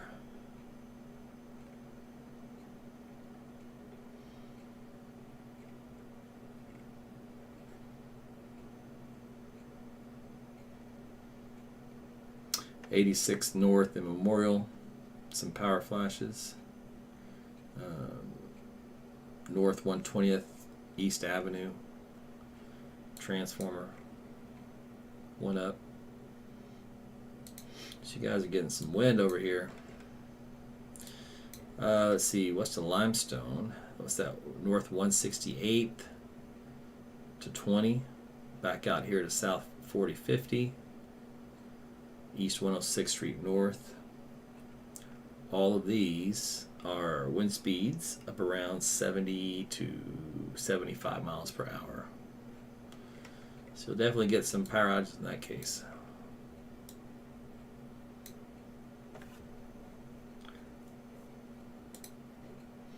So here's our hook. Comes down like so. So it's getting better organized.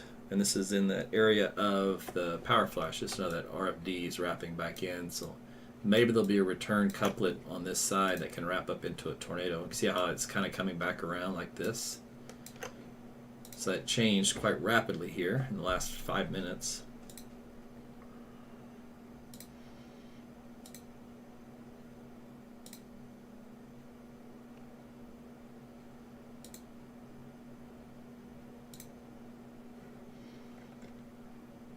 So this is going to be on North 177 East Avenue and East 112th Street North. Let's go over to this one here.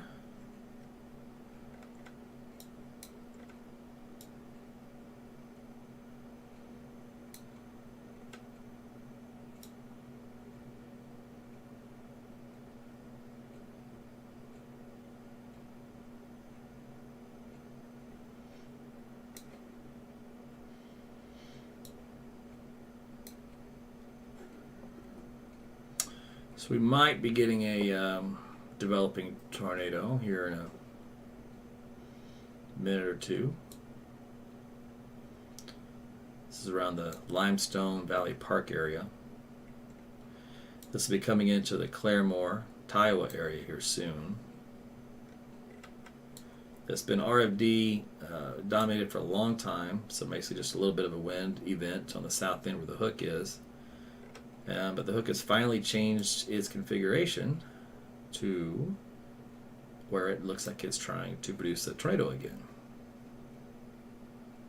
which is something it has not done for a long time.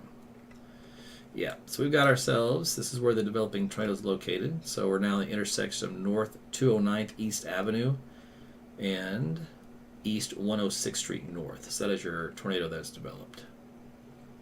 So it's not strong yet, but it should be there.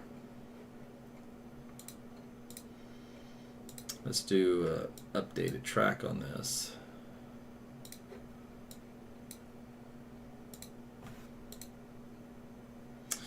So Claremore, of course, basically in the next few minutes prior at 11:44.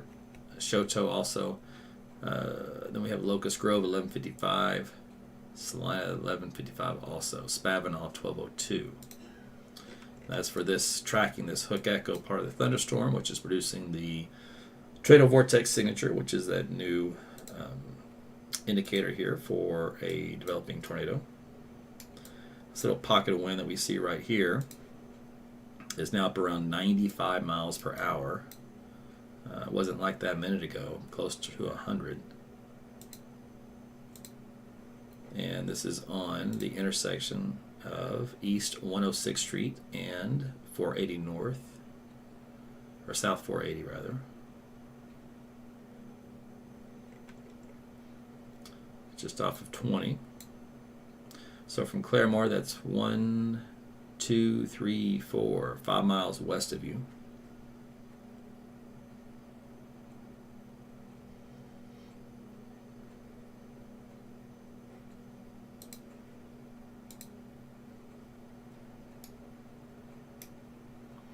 So as this tornado continues to form, it'll still stay close to 106th, and where it kind of touches 20 and Keatonville Road.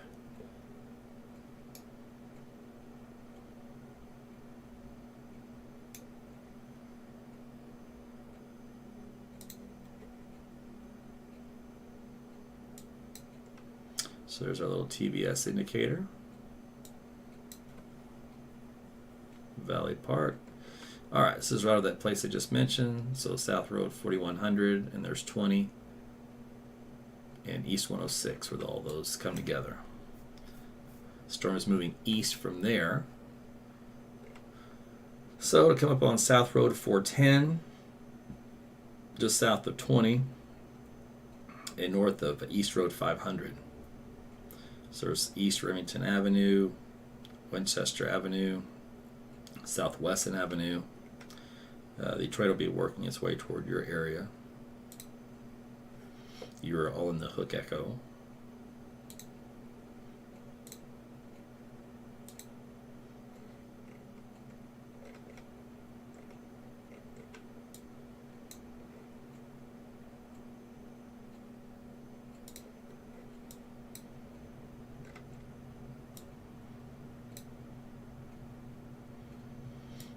All right, so stay in your shelters. Again, if you're in the Owasso or Claremore area, this particular area of the tornadic storm has reorganized and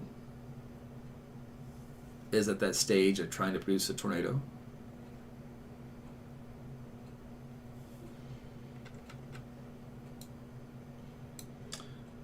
Let's take a look to see if we have a debris signature, which the way this thing is wrapped up, I would assume so. We have a EF indicator, and we do. We actually have a little debris signature here. So we have an official touchdown, the first time for this particular tornado warned storm. So this one actually has confirmation from radar from debris in the area. As we mentioned, that's over this neighborhood right here, which is on Southwestern Avenue, East Remington Avenue. So Westchester Avenue. So be in your shelters again for this tornado warned storm.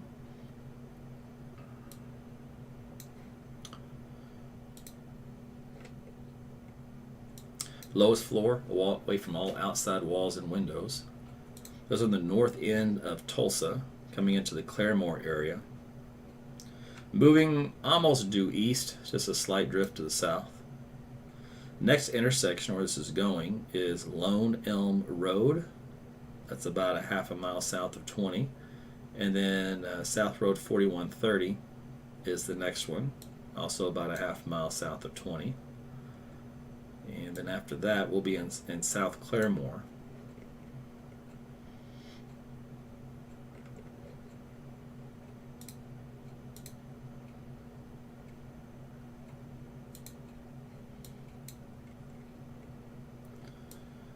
Okay.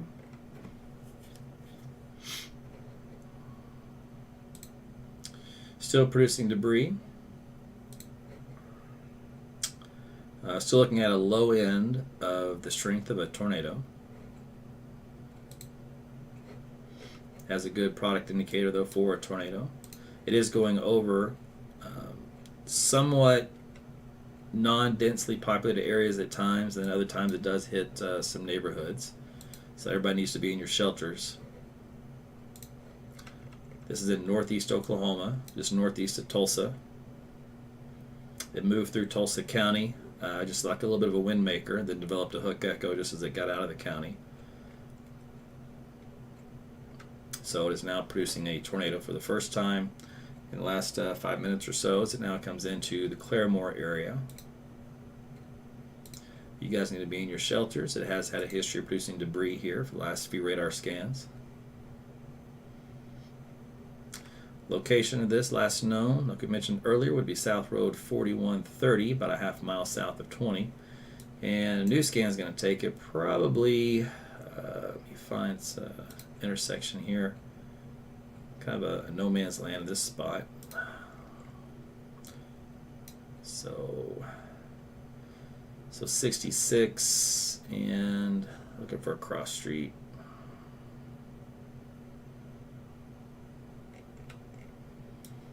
Let's try this.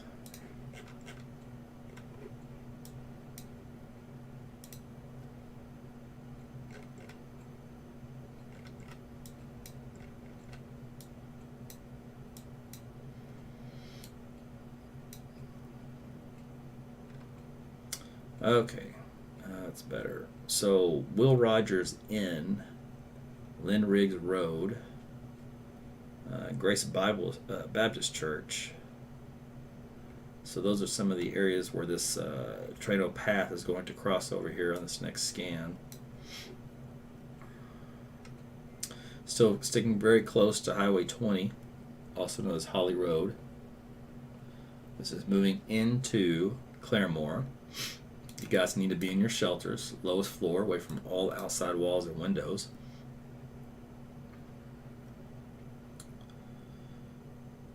Let's take a look at some of the data again. Looking again at a confirmed tornado with debris still on the ground. It went in this path, it then curved back up to the north rather than going east like it was. So it shifted track a little bit where 20 jogs to the right and then up to the north. So it came in on the west side of Claremore.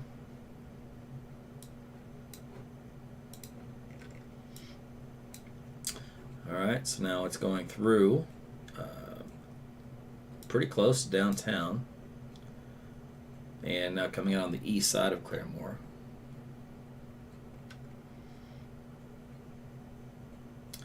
So this is right where Lynn Riggs Boulevard comes in, 20 and 66 all intersect. Still has a debris signature. Still has a hook echo. Again, the rest of the storm, Sequoia, Foyle, Chester, it's just wind, hail, rain.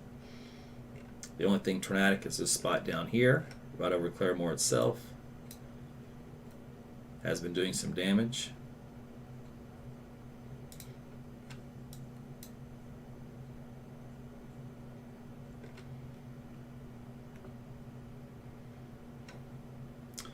So again, Claremore, be in your shelters. If you're just east of Claremore and Justice, be in your shelters. In Rogers County, let's see, East Road 480, Jodis Road, Ray Road, along the interstate or on Highway 20, S20. You guys all be in your shelters in that area. The hook echoes coming to your region next.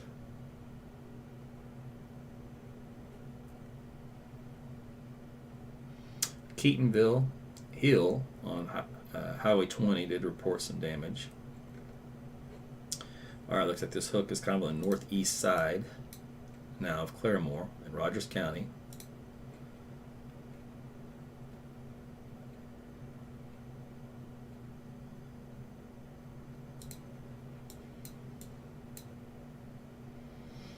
There's our TVS indicator. Height of about 10,000 feet.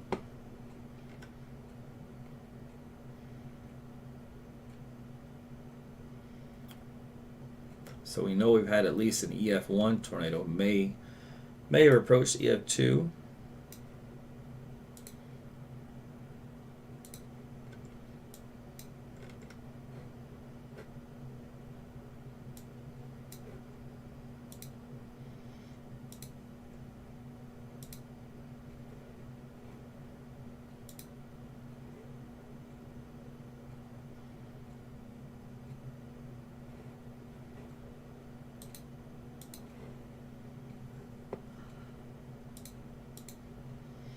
Alright, so this tornado right now is located over North Kansas Avenue, East 13th Street, and East 11th Street.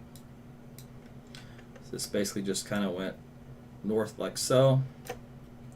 So we can assume the next street over, 4180 Justice, and East 480. So be in your shelters. Again, lowest floor, away from all outside walls and windows. We have a confirmed tornado that has done some damage. Power flashes still resume. Debris signature is still there. Debris ball. We have a heightened DBZ value within the hook.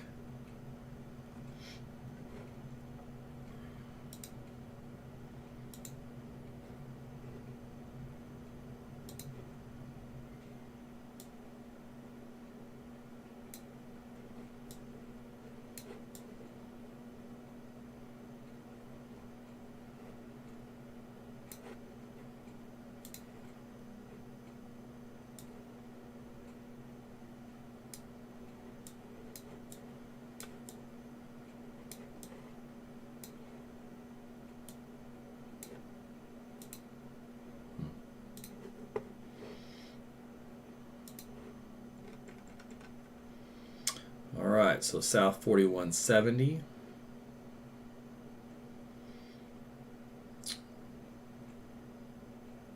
And just south of 480. That's where the tornado is located. It hasn't moved much in the last couple of scans. This is in Rogers County.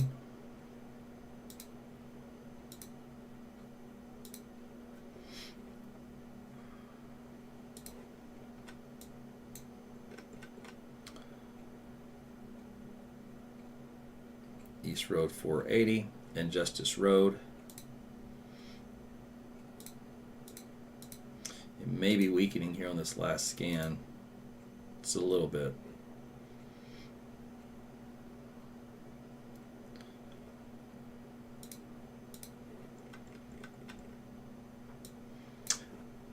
So in Claremore, just stay in your shelters a little bit while longer.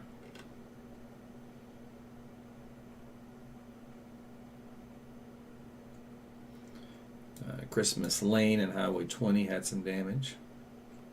This hook echo here is wrapped up from the supercell storm. This is the proper configuration. This is just north of Justice. East Road 480 and Henderson Road. It'll be coming up on South Road 4200, Sunset Road, and East Fairview Road, between there and 470. So you guys need to be in your shelters for that.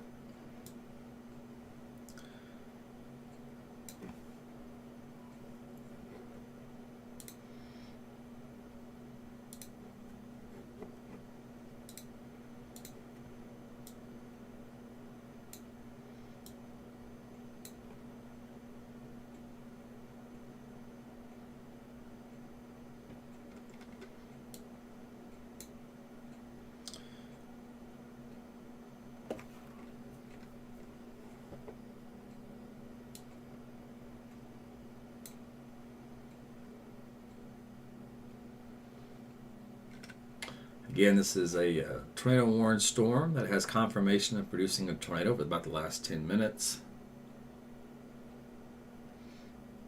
The storm kind of went more north, the part that produces the tornado. It's pretty much right over Will Rogers Turnpike, so it's on 44 and just past the Justice Road exit. It's near 4190.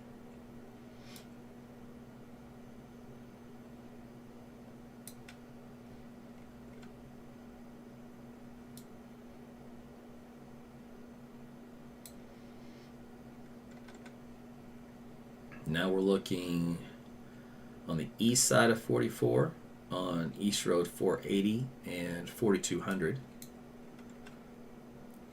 Then we'll go over to 4210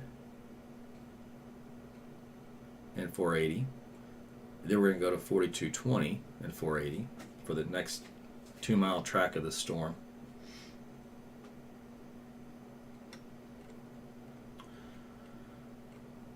So there has been reported damage on the east side of Claremore as well.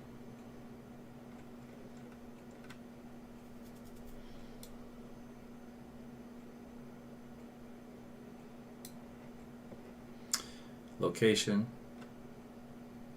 is now located at East Fairview Road and 4200. So the tornado is located at East Fairview Road and 4200. Coming up on Cottrell Drive and Mountain Lane, and then South Road 4210 is next after that.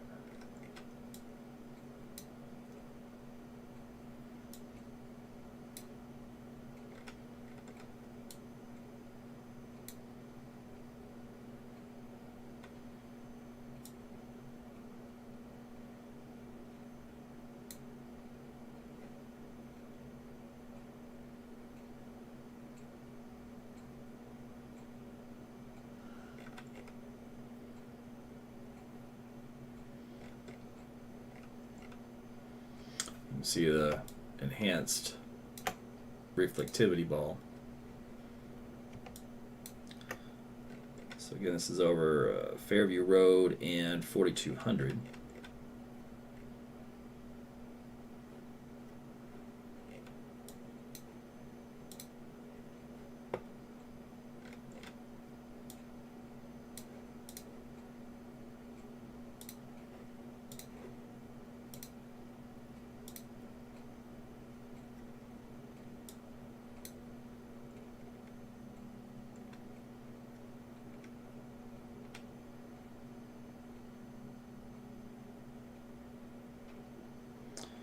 All right, we're looking at South Mountain Lane and 480.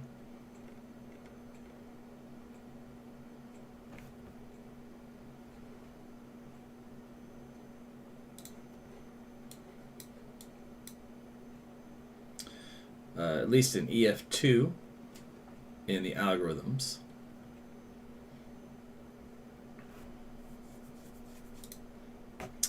Large area of a debris signature. It's been scattered out and spread out.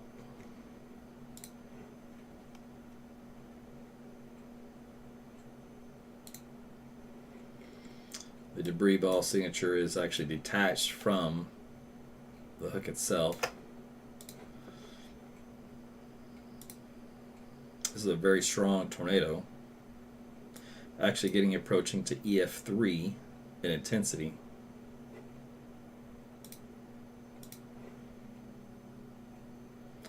Looking at about inbound and outbound 120 miles per hour each way.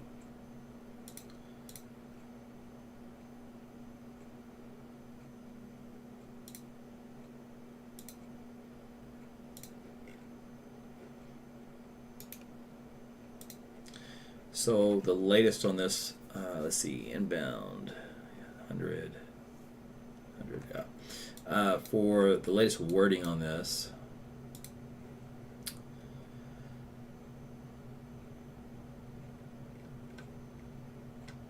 tornado warning remains in effect until 12:15 for central Rogers and Mays counties. A confirmed large and extremely dangerous tornado was located 4 miles northeast of Tiowa, moving east at 35. This is storm spotter confirmed and radar confirmed. Includes, let's see, we got interstate mile marker between 245 and 265. We have Claremore, Pryor Creek, Locust Grove, Adair, Foyle, Rose, Sportsman Acres Community, Tiowa, Shodell State Park, Pryor, Choteau, Salina, Spavanu, Hudal, Spavanaugh State Park, and Tiowa and Strange. And this is wrapping up pretty good. Still up to about an EF3 in intensity. Latest location was on South Road 4220 and East Road 126th Street North, just south of the Turnpike.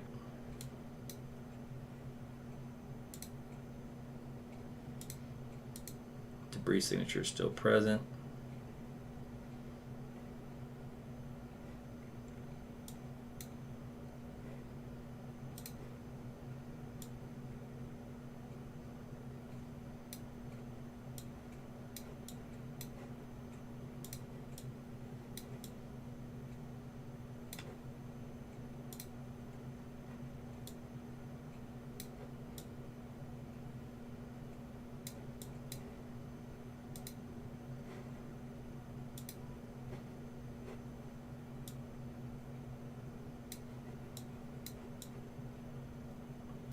Alright, so the debris signature was lofted up to about, let's try this one. Right here, lofted up to about 10,000 feet when it was going over Claremore.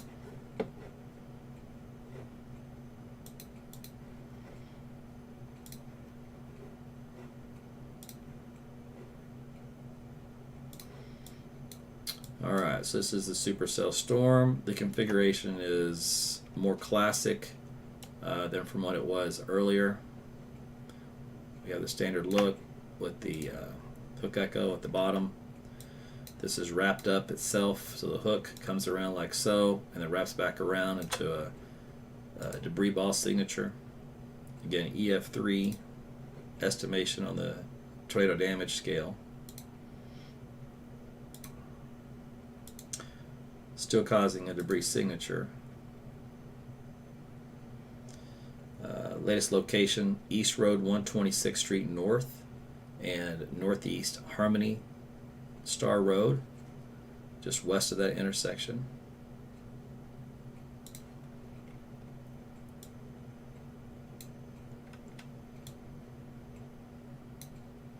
Just kind of hugging just on the south end of the turnpike.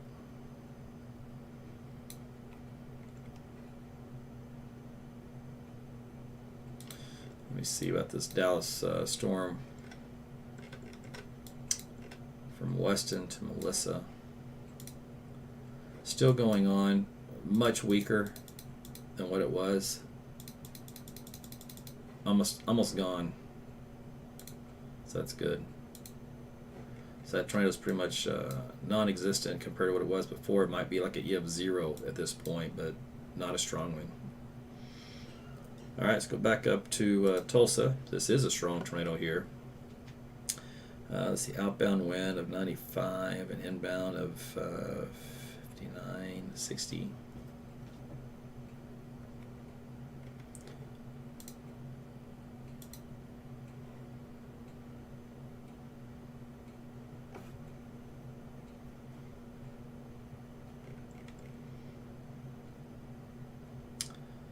Algorithm still keeping it about an EF3 tornado.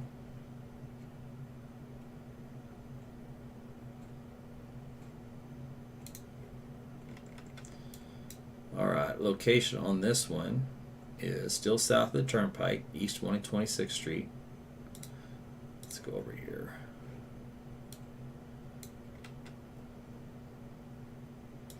It's coming up on the County Line Road also. So let's see. Yeah, East 470, which was East 126th Street, kind of ends. And where it ends, jumps to the County Line Road. That's where this is located. Which is just over this big, thick tree patch area.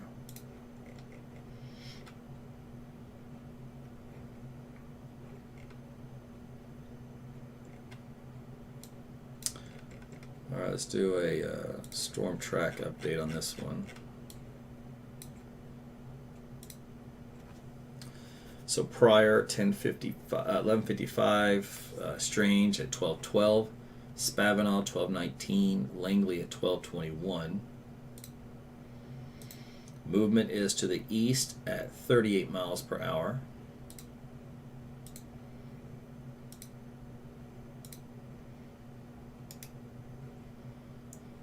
Let's see, nothing new on the warning. So this is our tornado, this little couplet right here. Inbound winds and outbound winds to the radar site.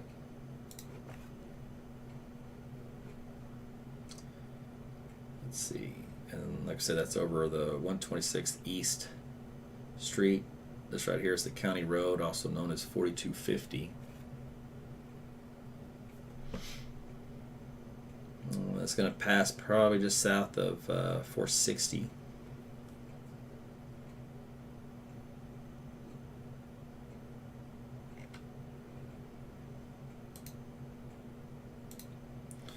The blue here represents the blow-off from the cross-correlation coefficient, aka the tornado debris detector.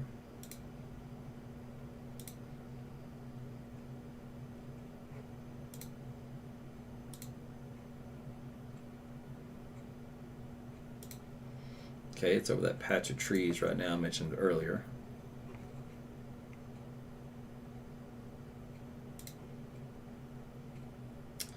Inbound wind up around 110 miles per hour. Outbound went up around 75.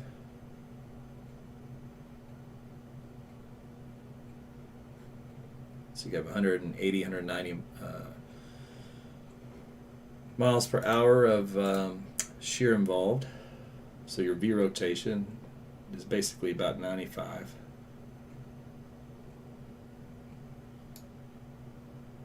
This is the only tornado warned storm in Oklahoma completely, by the way.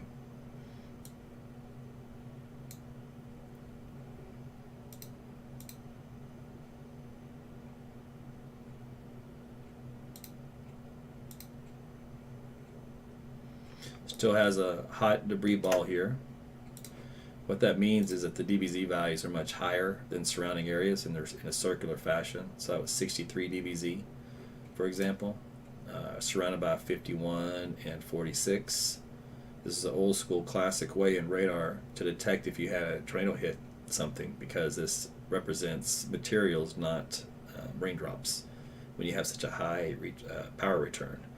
So that's up around 68, 69, 70 dBz. So it's actually even stronger on this last scan that came in.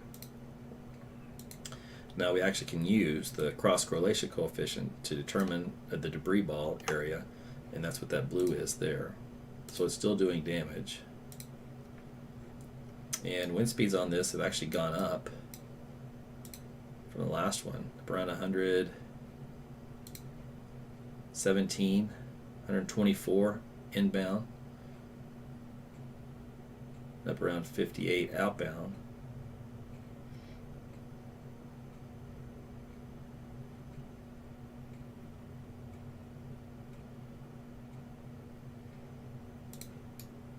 So this again is over that county line road, and just north of 470 and just south of 460. So it's slowed down quite a bit as far as its the actual tornado movement. Let's see what else we got in here. The EF scale went up to 4 for an EF4 rating. Again, we were at EF2, then went to EF3. Now radar has estimated up to EF4 wind speeds. That's a damage scale.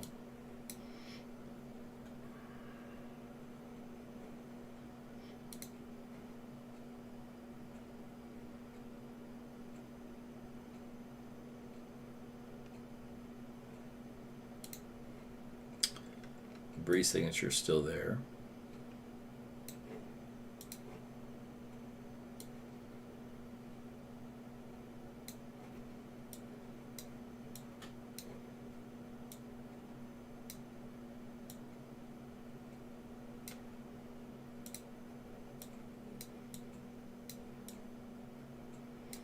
The debris lofted is up around 10,000 plus feet.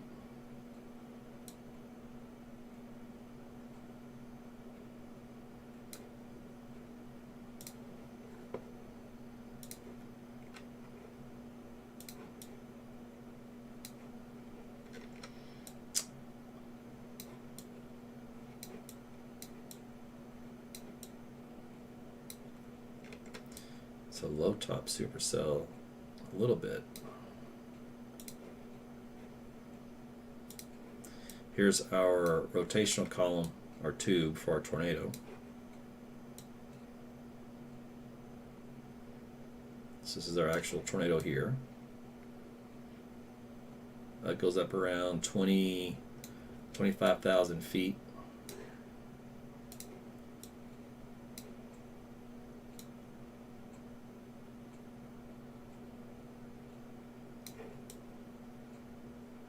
This is also a visualization of it here in this column.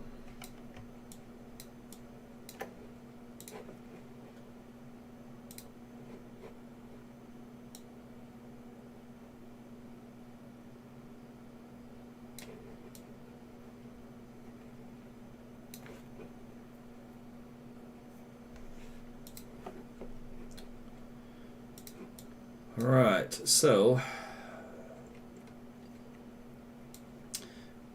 debris signature continues. EF intensity scale has dropped from a 4, looks like, to a 2.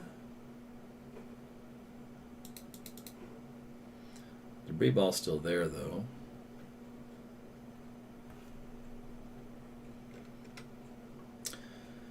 Let's see, location.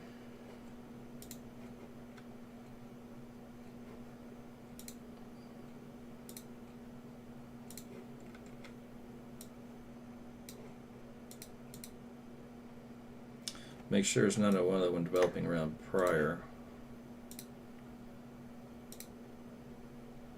Maybe, but for right now, this one's still the predominant one. All right.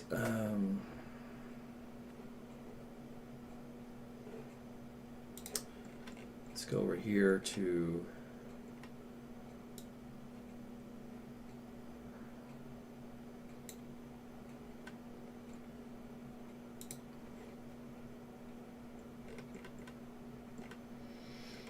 so that's East Road 470. 470.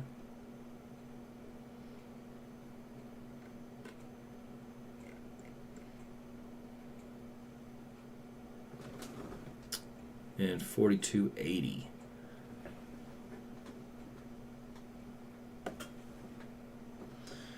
So that's the intersection of that debris ball.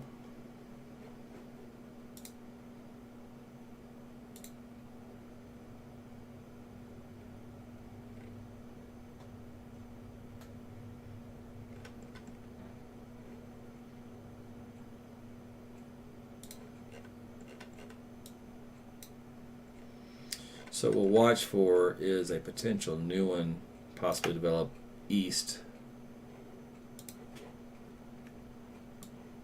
But for right now, it's back in this little section here, 470, and east of 427, west of 428, 93 and 51. It's dying out, it's getting smaller and weaker.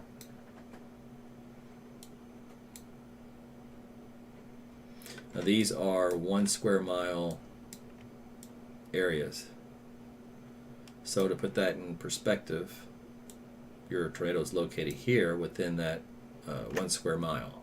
So in other words, the width of your tornado, the size of your tornado is only going to be, in this case, less than 1/4 of a mile.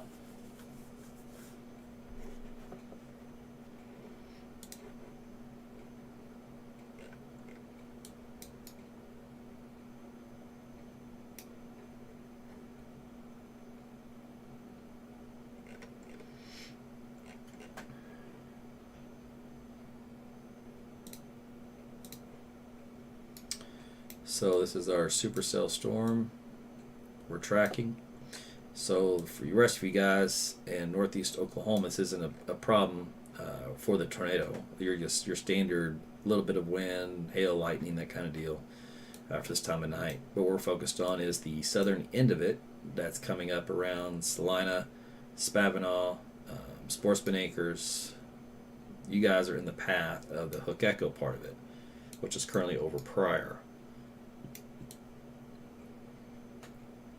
So you need to be in your shelters if I called out your town.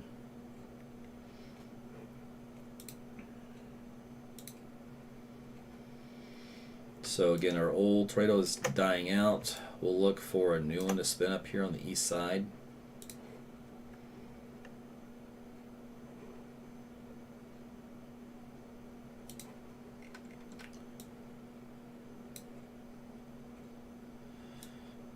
The probability of a tornado for this one is from, let's see, let me go back a few. I think the highest was in the mid-50s. In this case, let's see. No, it did go up much higher, 87. So it was at 87 in the algorithms, 85. So that's what triggered, we went from 52 to 85 and stayed at 87. For the duration of the tornado.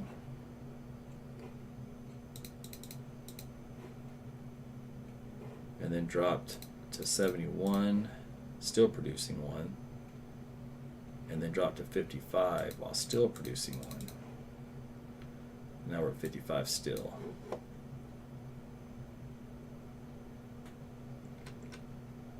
So still lingering in this one little spot right here.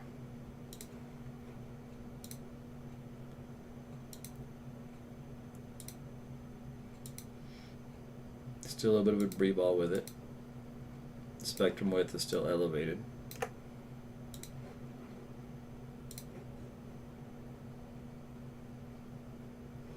Let me get a county road for that. It's not pulling up on that one.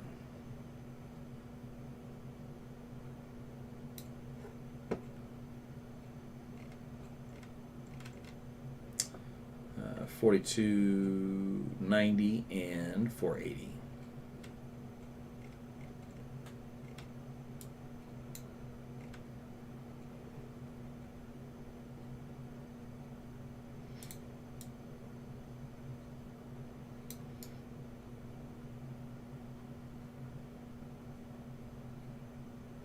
Alright, so that's pretty much gone in the newest data.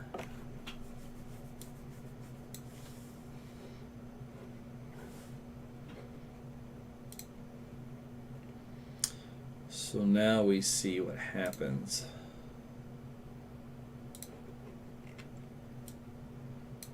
If anything new develops.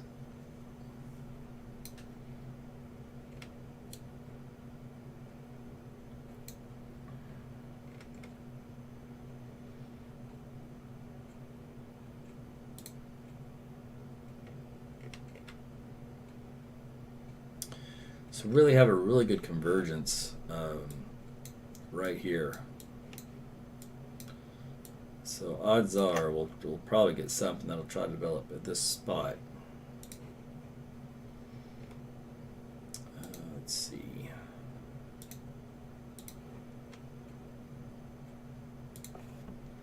That's Poplar Avenue and East Road 470 and 435 Carbide Road. So that's where that new location will be potentially developing from.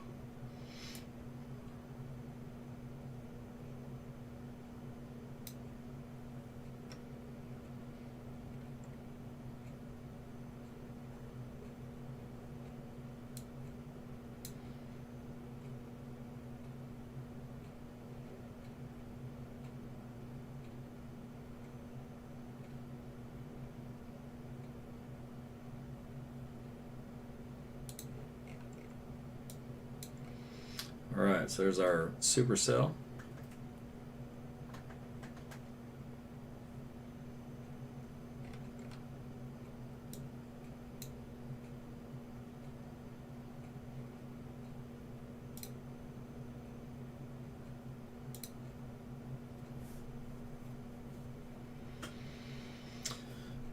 So very strong inbound wind here, outbound wind here. This is going to be your area to watch.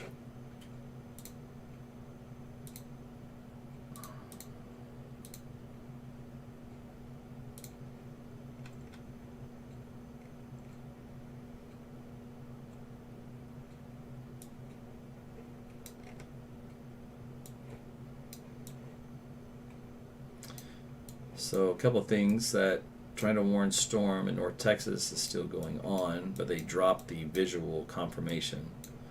And then we've got a new try to warn storm out of our Kansas City coming into Silverdale.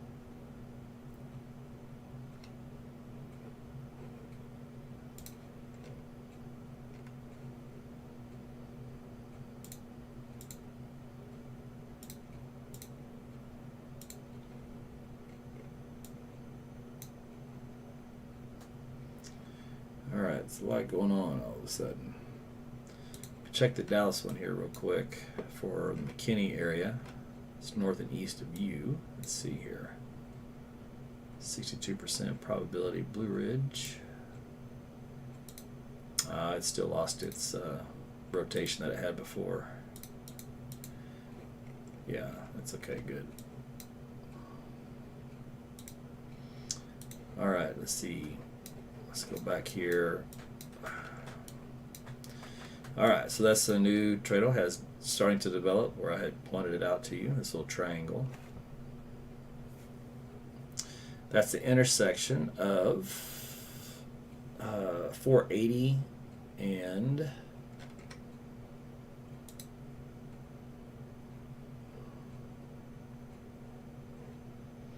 alright, we'll try this way.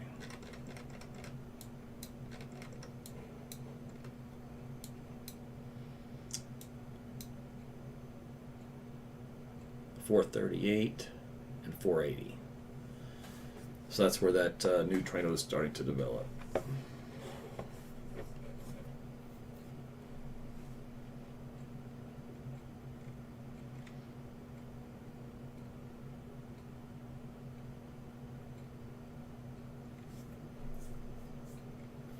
This is just north of 20, northwest of Salina by about 3.5 miles.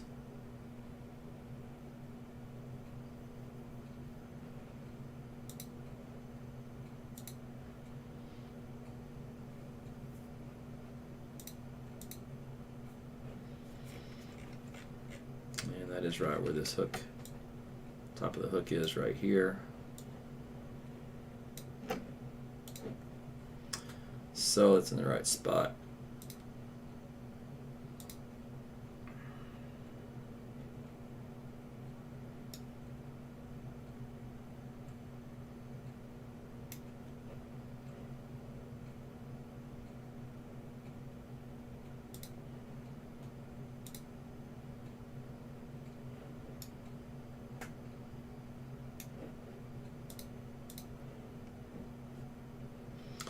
So again, this is a tornado warned storm up here heading up towards Salina. So you need to be in your shelters. Spavinaw also be in your shelters. And if you live in between on 82 and 20, you need to be in your shelters.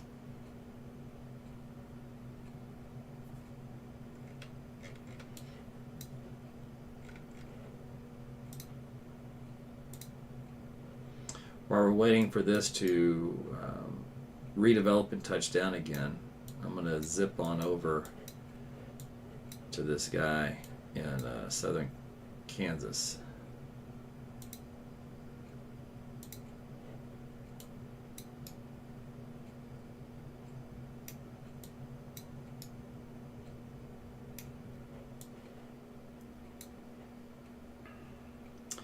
This location, this train is on 166 and 121st Street.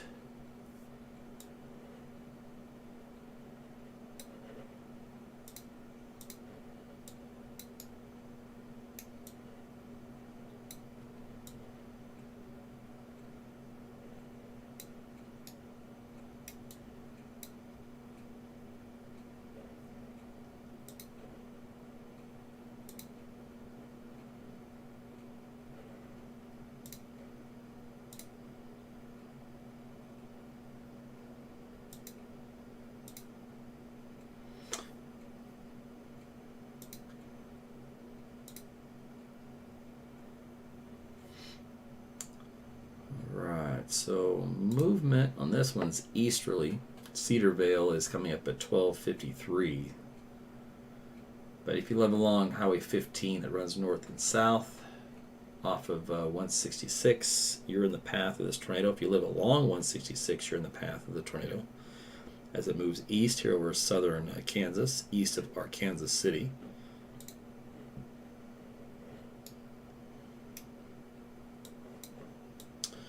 Alright, so back here.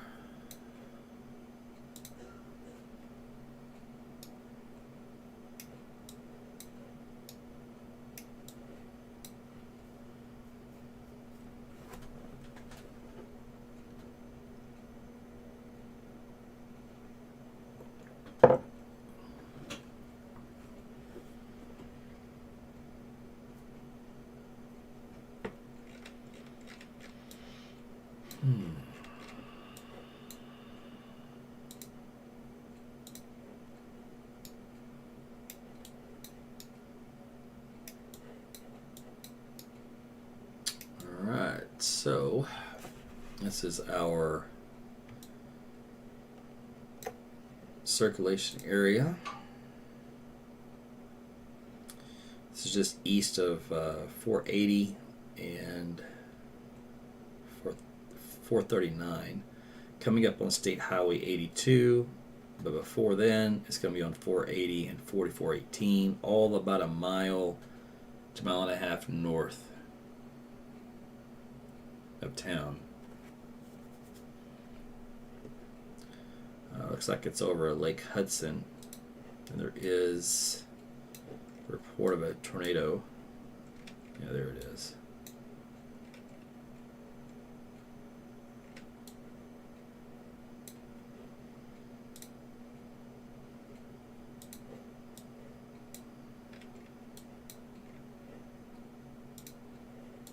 So yeah, it's right over the lake.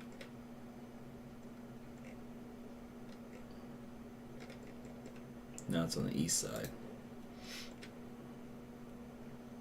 Alright, this is north of Salina. So we have our tornado here. Passing on road 480. Just crossed over the lake.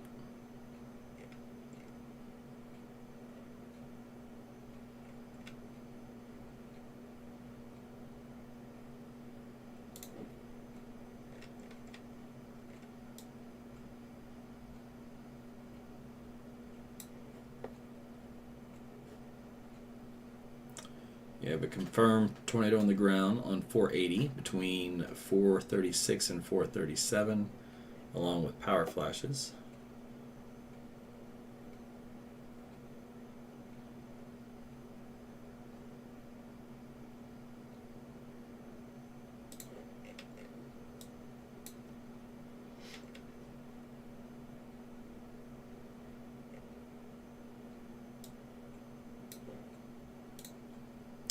We do have a enhanced area of debris.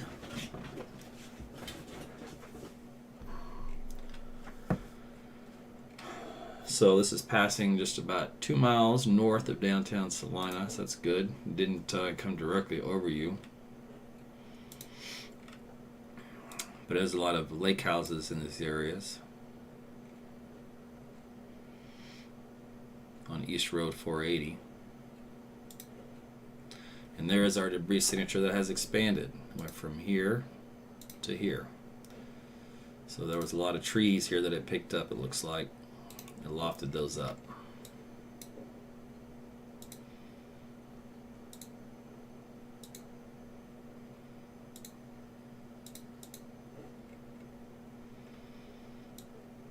Now, whether or not this tornado will last as long as the other one or be as strong is to be determined. The way the configuration looks, I'm going to say no. I'm going to say this is short-lived and weaker.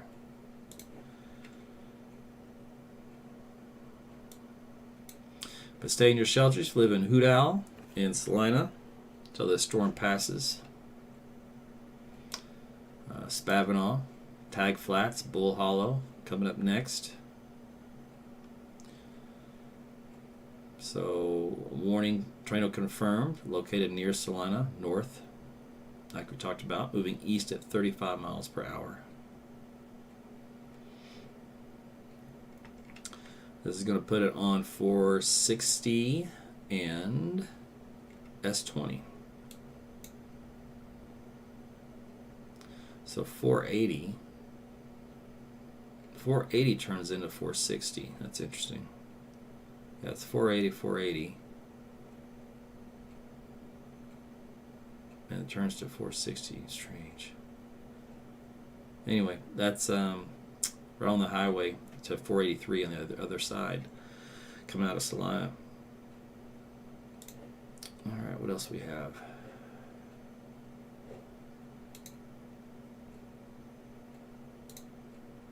Still debris signature.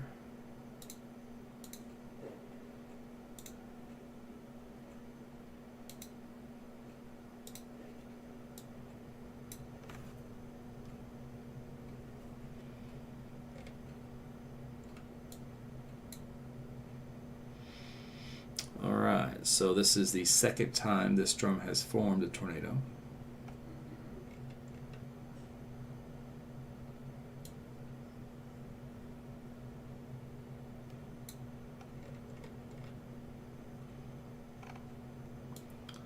Let's see, right here we have an anticyclonic weakness. In other words, you might have a secondary tornado there. You have the main one up here, possibly a second one here.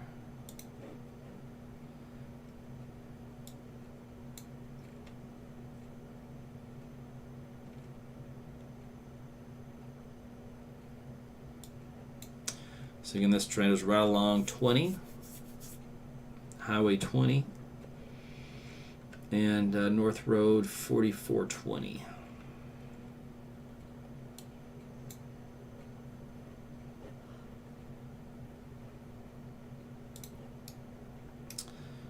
Alright, let me see if I can get another track on this. Cold cord coming in at 1253, moving east at 35.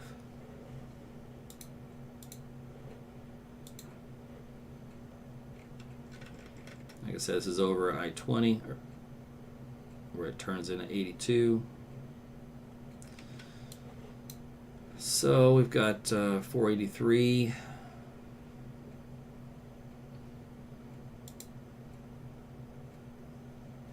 $44.30, $443,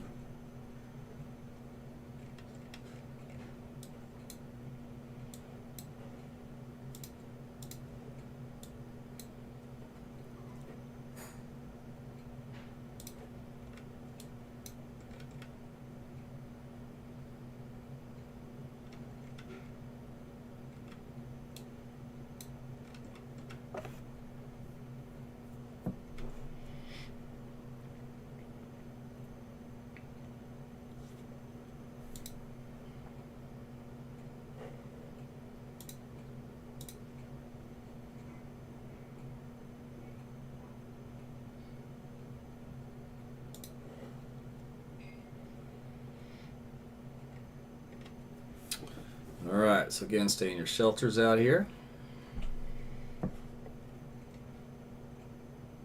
This is south of Hudal, south of Spavina, northeast of Salina, about 2.5 miles. Probability of a tornado is at 62%, so that's come up.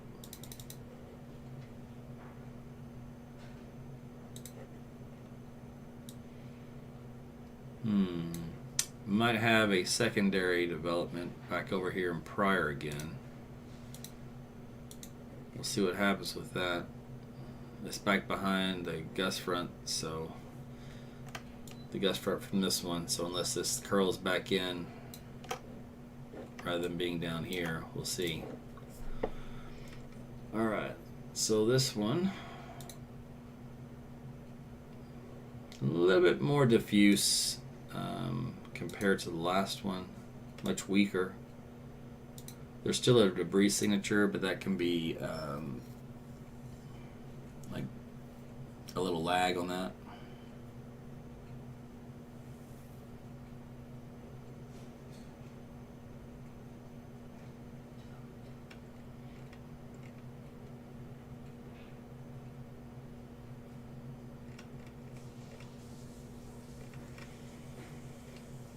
Okay.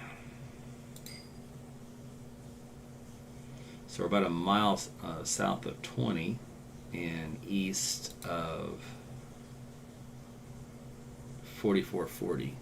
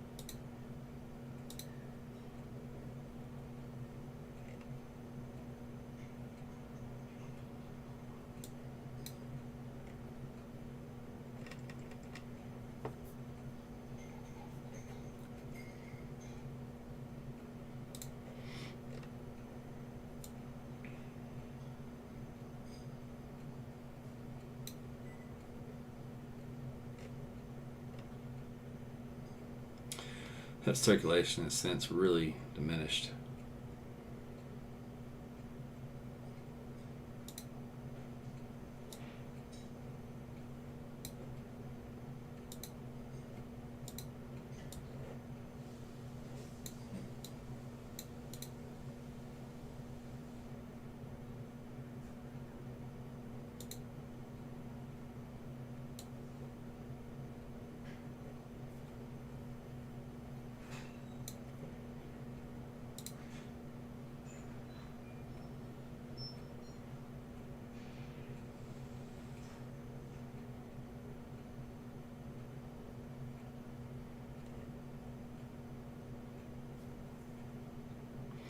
Yeah, this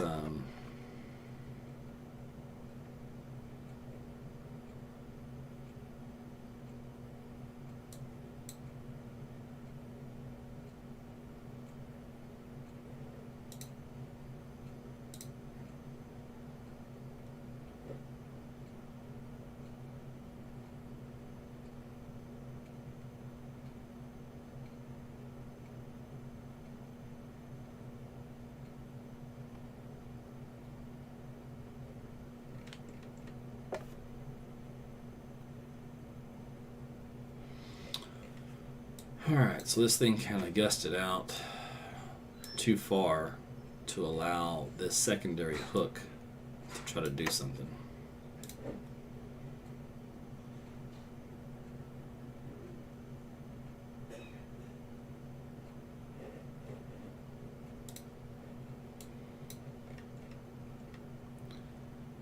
I think this thing's weakening quite a bit.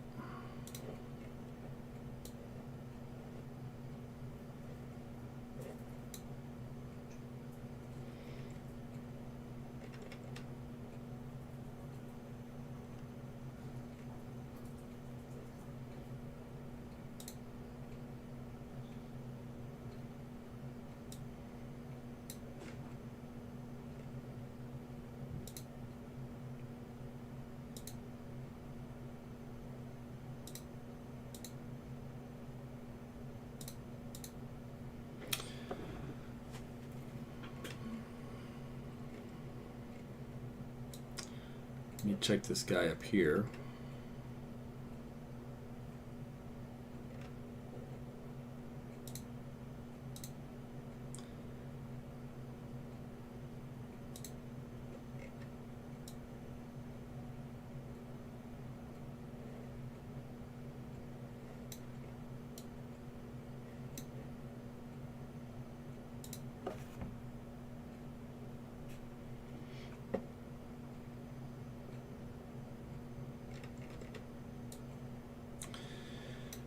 Let's see, so any tornadic potential for this one, 2,200 feet. This is along the road 271st, coming up on Highway 15 and 302nd Road. This is just on the south end of Kansas, halfway between Silverdale and Hewins, southwest of Cedar Valley.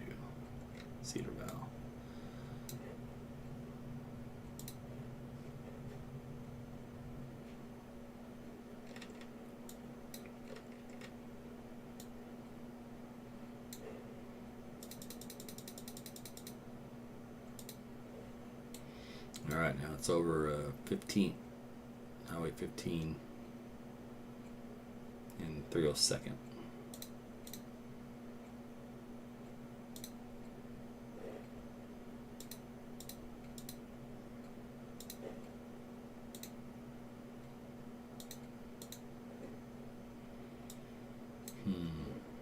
Oh, that was some silo contamination.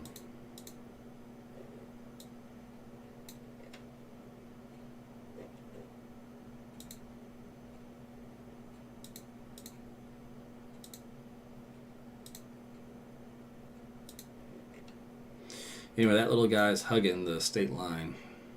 We'll see what it does.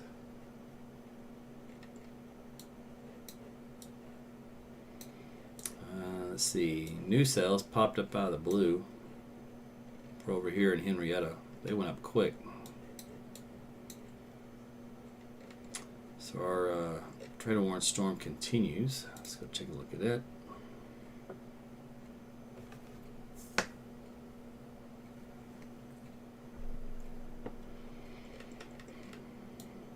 Alright, still outflow dominant for the back end to do anything, so the front end is all that it can do. So Tag Flats is in that area just southwest of you, south and west of Bull Hollow. So it's in this little region here where it's still trying.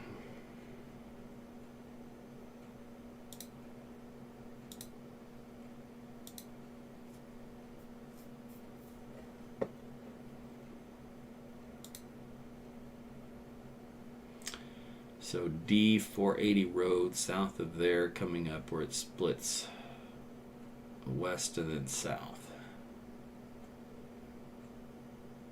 Currently over North Road 4540.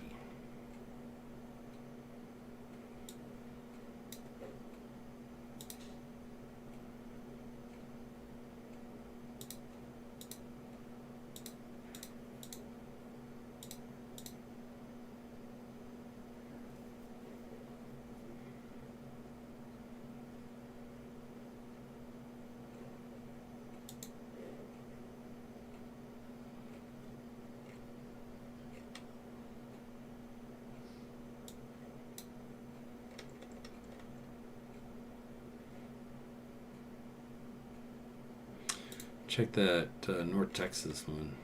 Oh yeah, that thing lined out. garbage.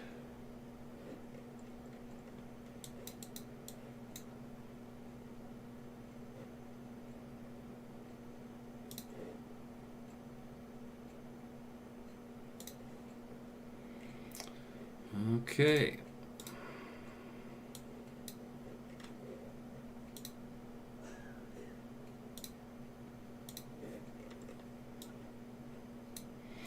All right, this one, to my knowledge, hasn't produced a tornado in quite some time.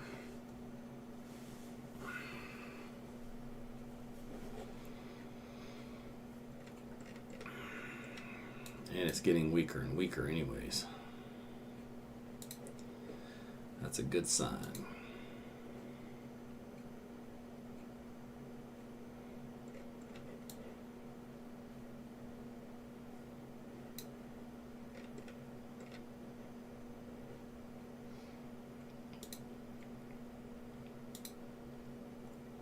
No debris signature.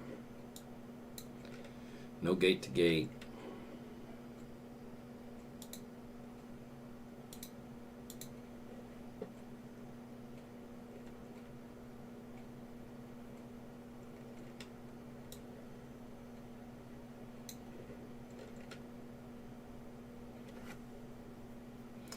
This thing still has a reflectivity ball at the bottom end on the hook,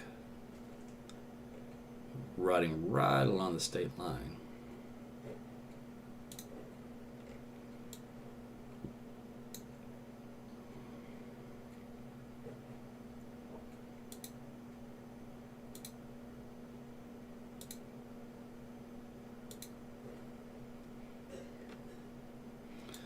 So this tornado warning storm still kind of hugging on the north side of Kansas as it moves east. Comes up on the county line here soon for Chautauqua. And then Hewins is the next town.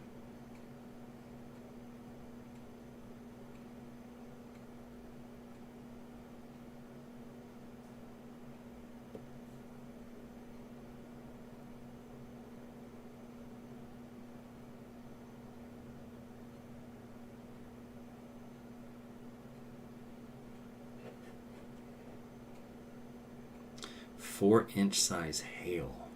No way.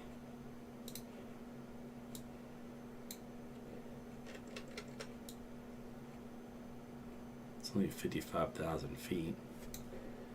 Hail core is quite thick though.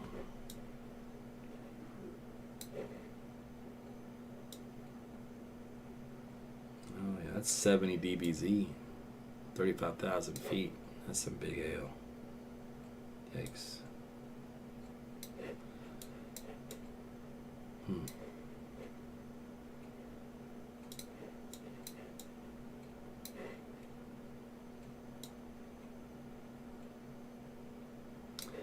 Rotation core is not all that strong. It's a little one there. It's not like what we saw earlier.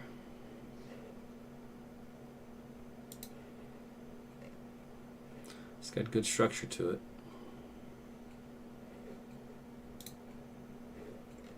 It's good velocity data. 6,000 feet.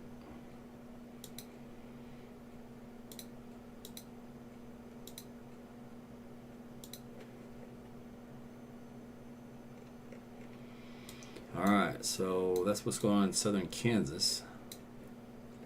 Our guy over here in far eastern Oklahoma in Delaware County now, around Tag Flats. Still trying to produce a tornado right here around Bull Hollow on the north side.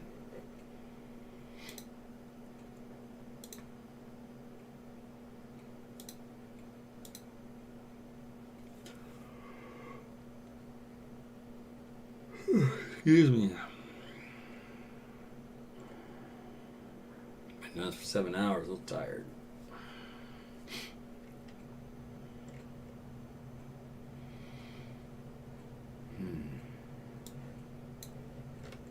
Oh, these guys are going up. Supercellular looking already. Same thing for this McAllister down here in Atoka. Good grief, what in the world? Do not need nighttime tornadoes.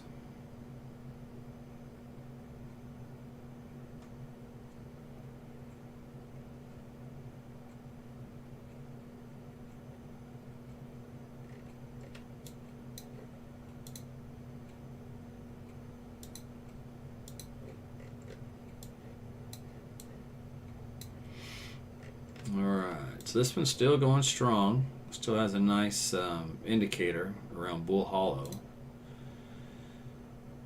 So it looks like another tornado here has formed. Now it's over, looks like a non-populated area though. It's just nothing but trees out here.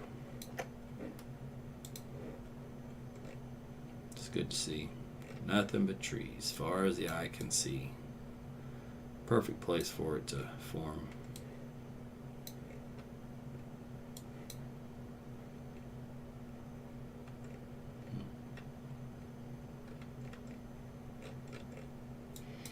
Alright, well there you go. So I'm not concerned about that tornado right now.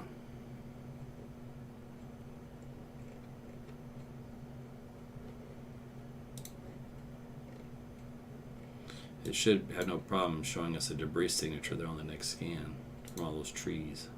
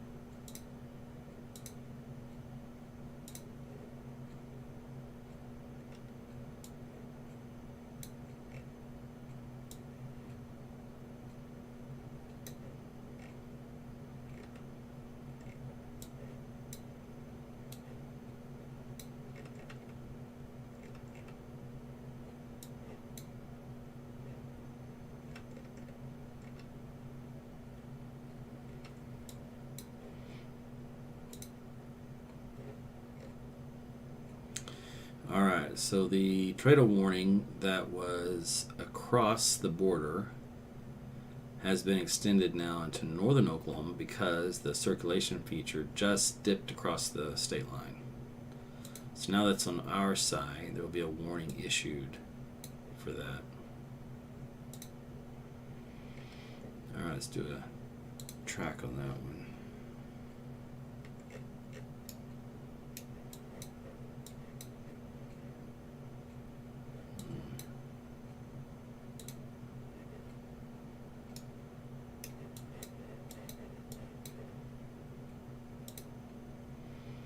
Looks like Elgin at 12:55. And let's see, you got Chautauqua at 104, Peru 113, Niles at 119, Havana at 126, and Caney at 126. Moving east at 37. That's a tornado warned storm in Cedarville, Kansas, but the tail end of it where the tornado is located is just across the border into Oklahoma.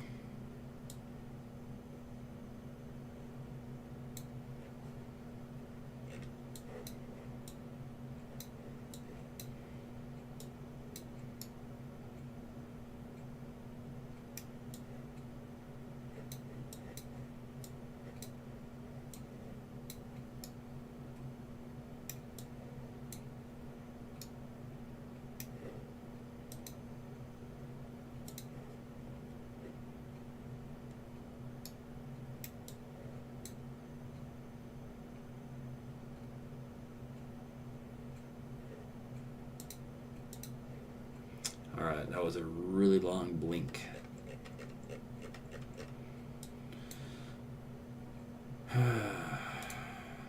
Cold core 1253. Then it gets out of the state and into Arkansas. Now it's RFD surge went way out ahead of the meso. So the meso got lost, back wrapped in the back end. It still has an influx of instability to feed in right here, but because it's been gusted out so far, it doesn't have much longer, I think, to live. 3 more communities in here: Colcord, 1246, Gentry 102, Decatur 104, Highfield 112, and then Centerton at 118 for this area of the storm that's rotating. I still have to kind of caution you, because even though this one's gusted out, the tail end of it is like this, and this back end meso, if it's strong enough, it'll end up pulling this back in to allow some warm and stable air in here to join it, and then it may try to produce something.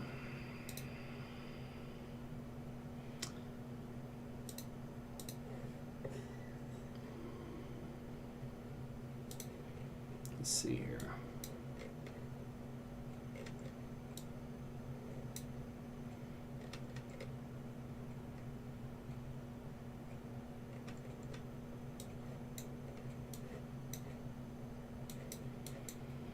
All right.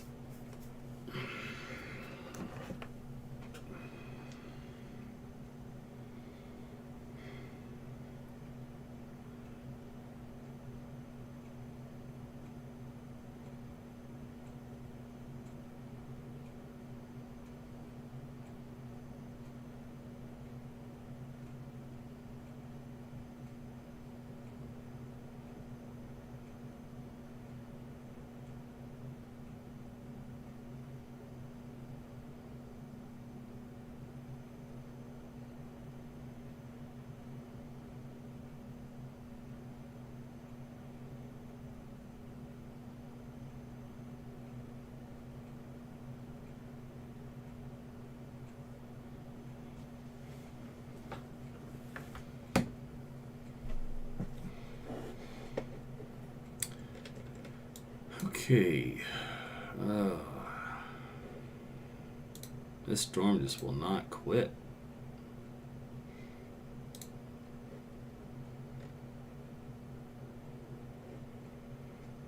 Another little circulation center on the north end of this hook.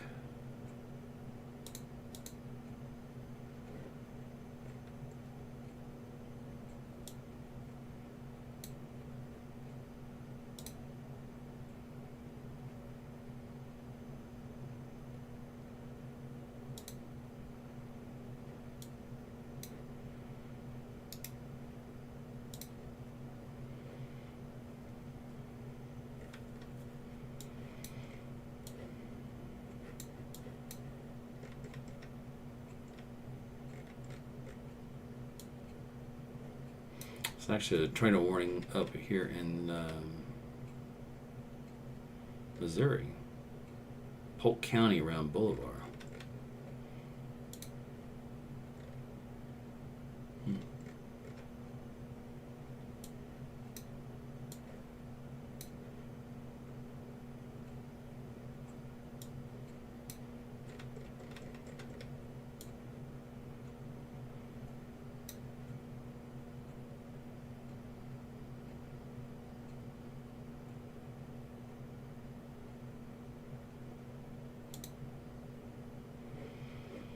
Oh, so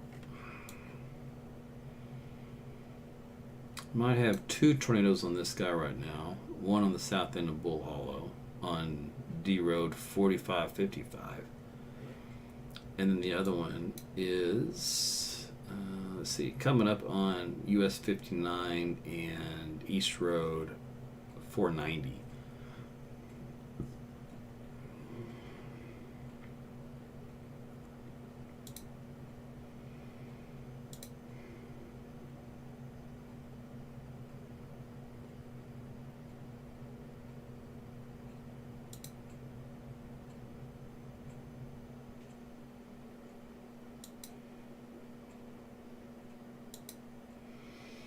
Alright, this one went north. A little anticyclonic thing, I think. It's not going to do much. And then the other one, I think, faded about as fast as it developed. It did. Good.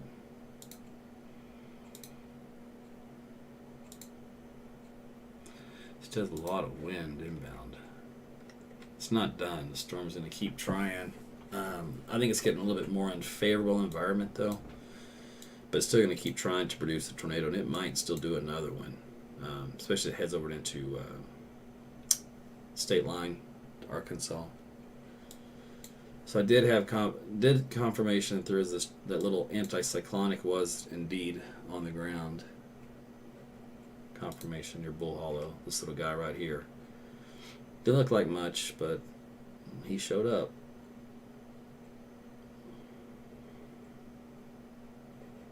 And it's anticyclonic.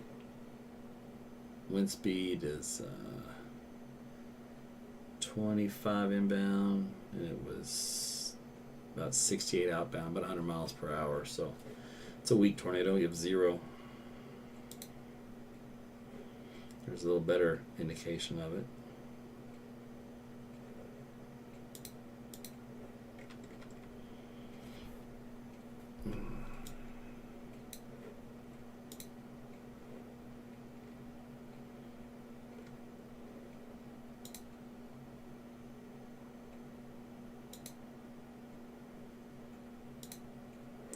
This one's actually doing some damage.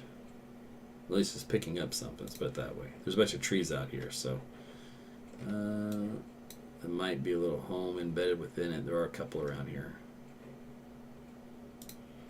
But anyways, that is doing a little bit of damage, so it's picking up some of those trees.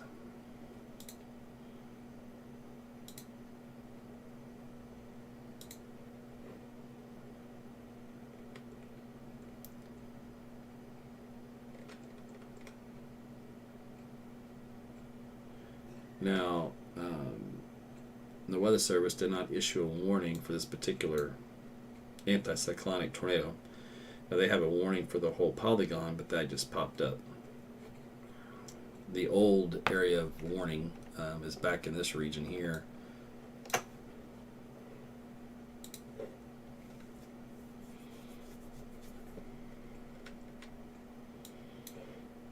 Okay, and that one is now gone.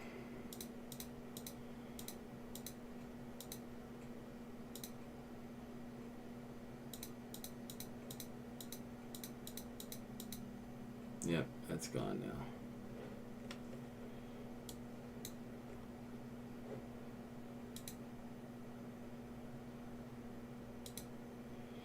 Alright, so no tornadoes. Knock on wood. This one's trying here, but so far not yet.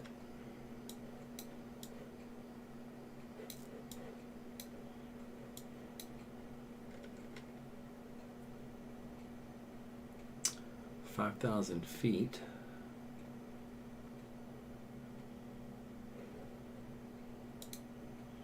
This thing's saying it's a EF4 tornado.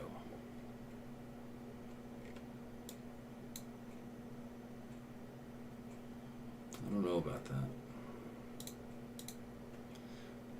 There's debris signature.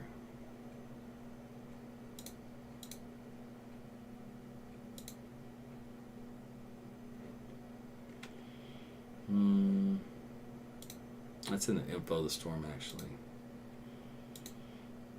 So I'm going to say no.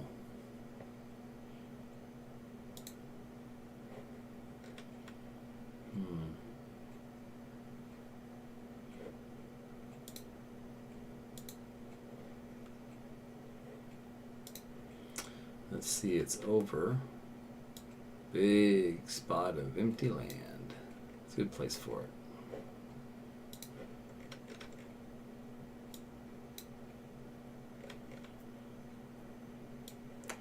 So they did issue a new tornado warning for this one for Colcord.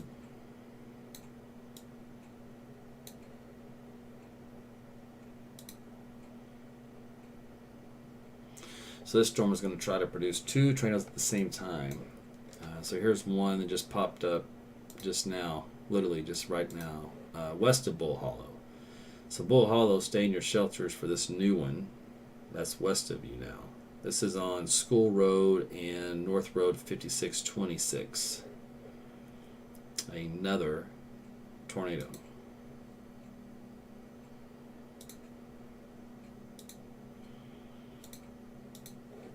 That's in this little hook you see here. And then, of course, you got your first original back here. And this one is still trying to get this front end to do something.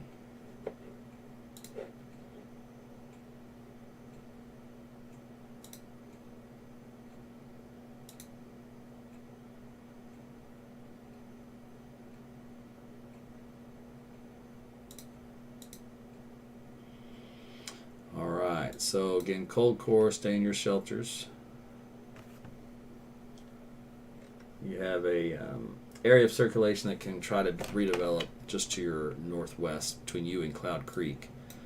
And then Bull Hollow, for the second time or third time, you now have a dancing tornado near you again. This is over on School Road.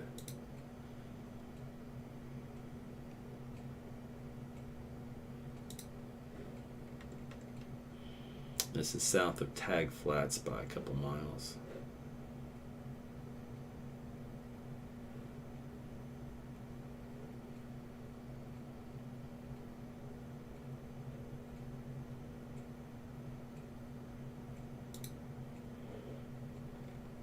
Alright, that one west of Bull Hollow has weakened.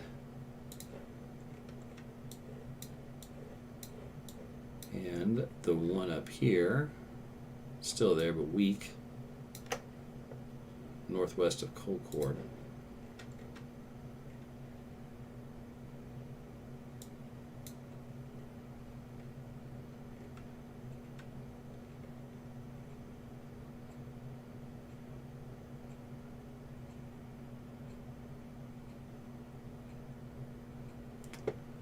Alright, I am not going to make it.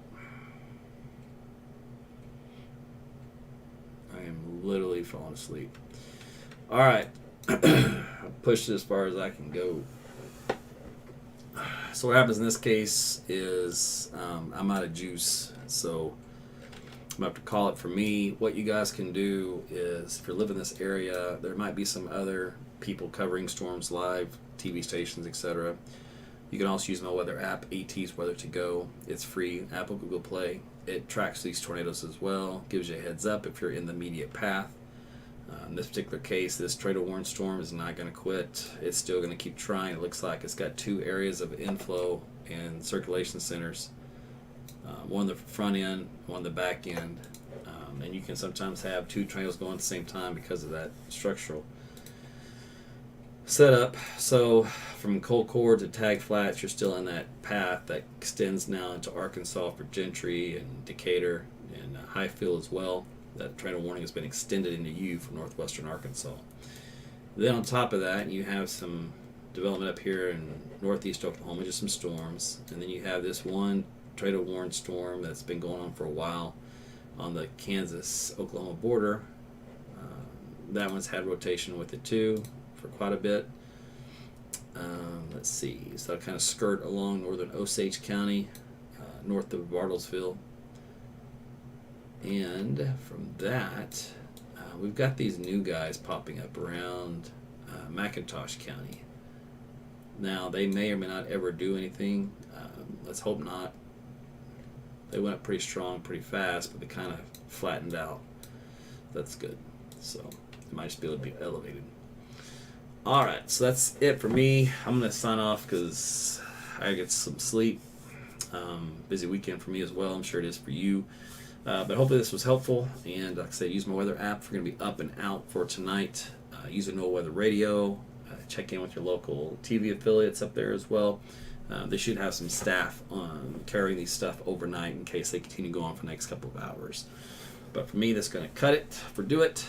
But thank you guys for tuning in and have a great night. Get some good sleep. Hope you have a great rest of your holiday weekend for Sunday and on Monday. All right, take care.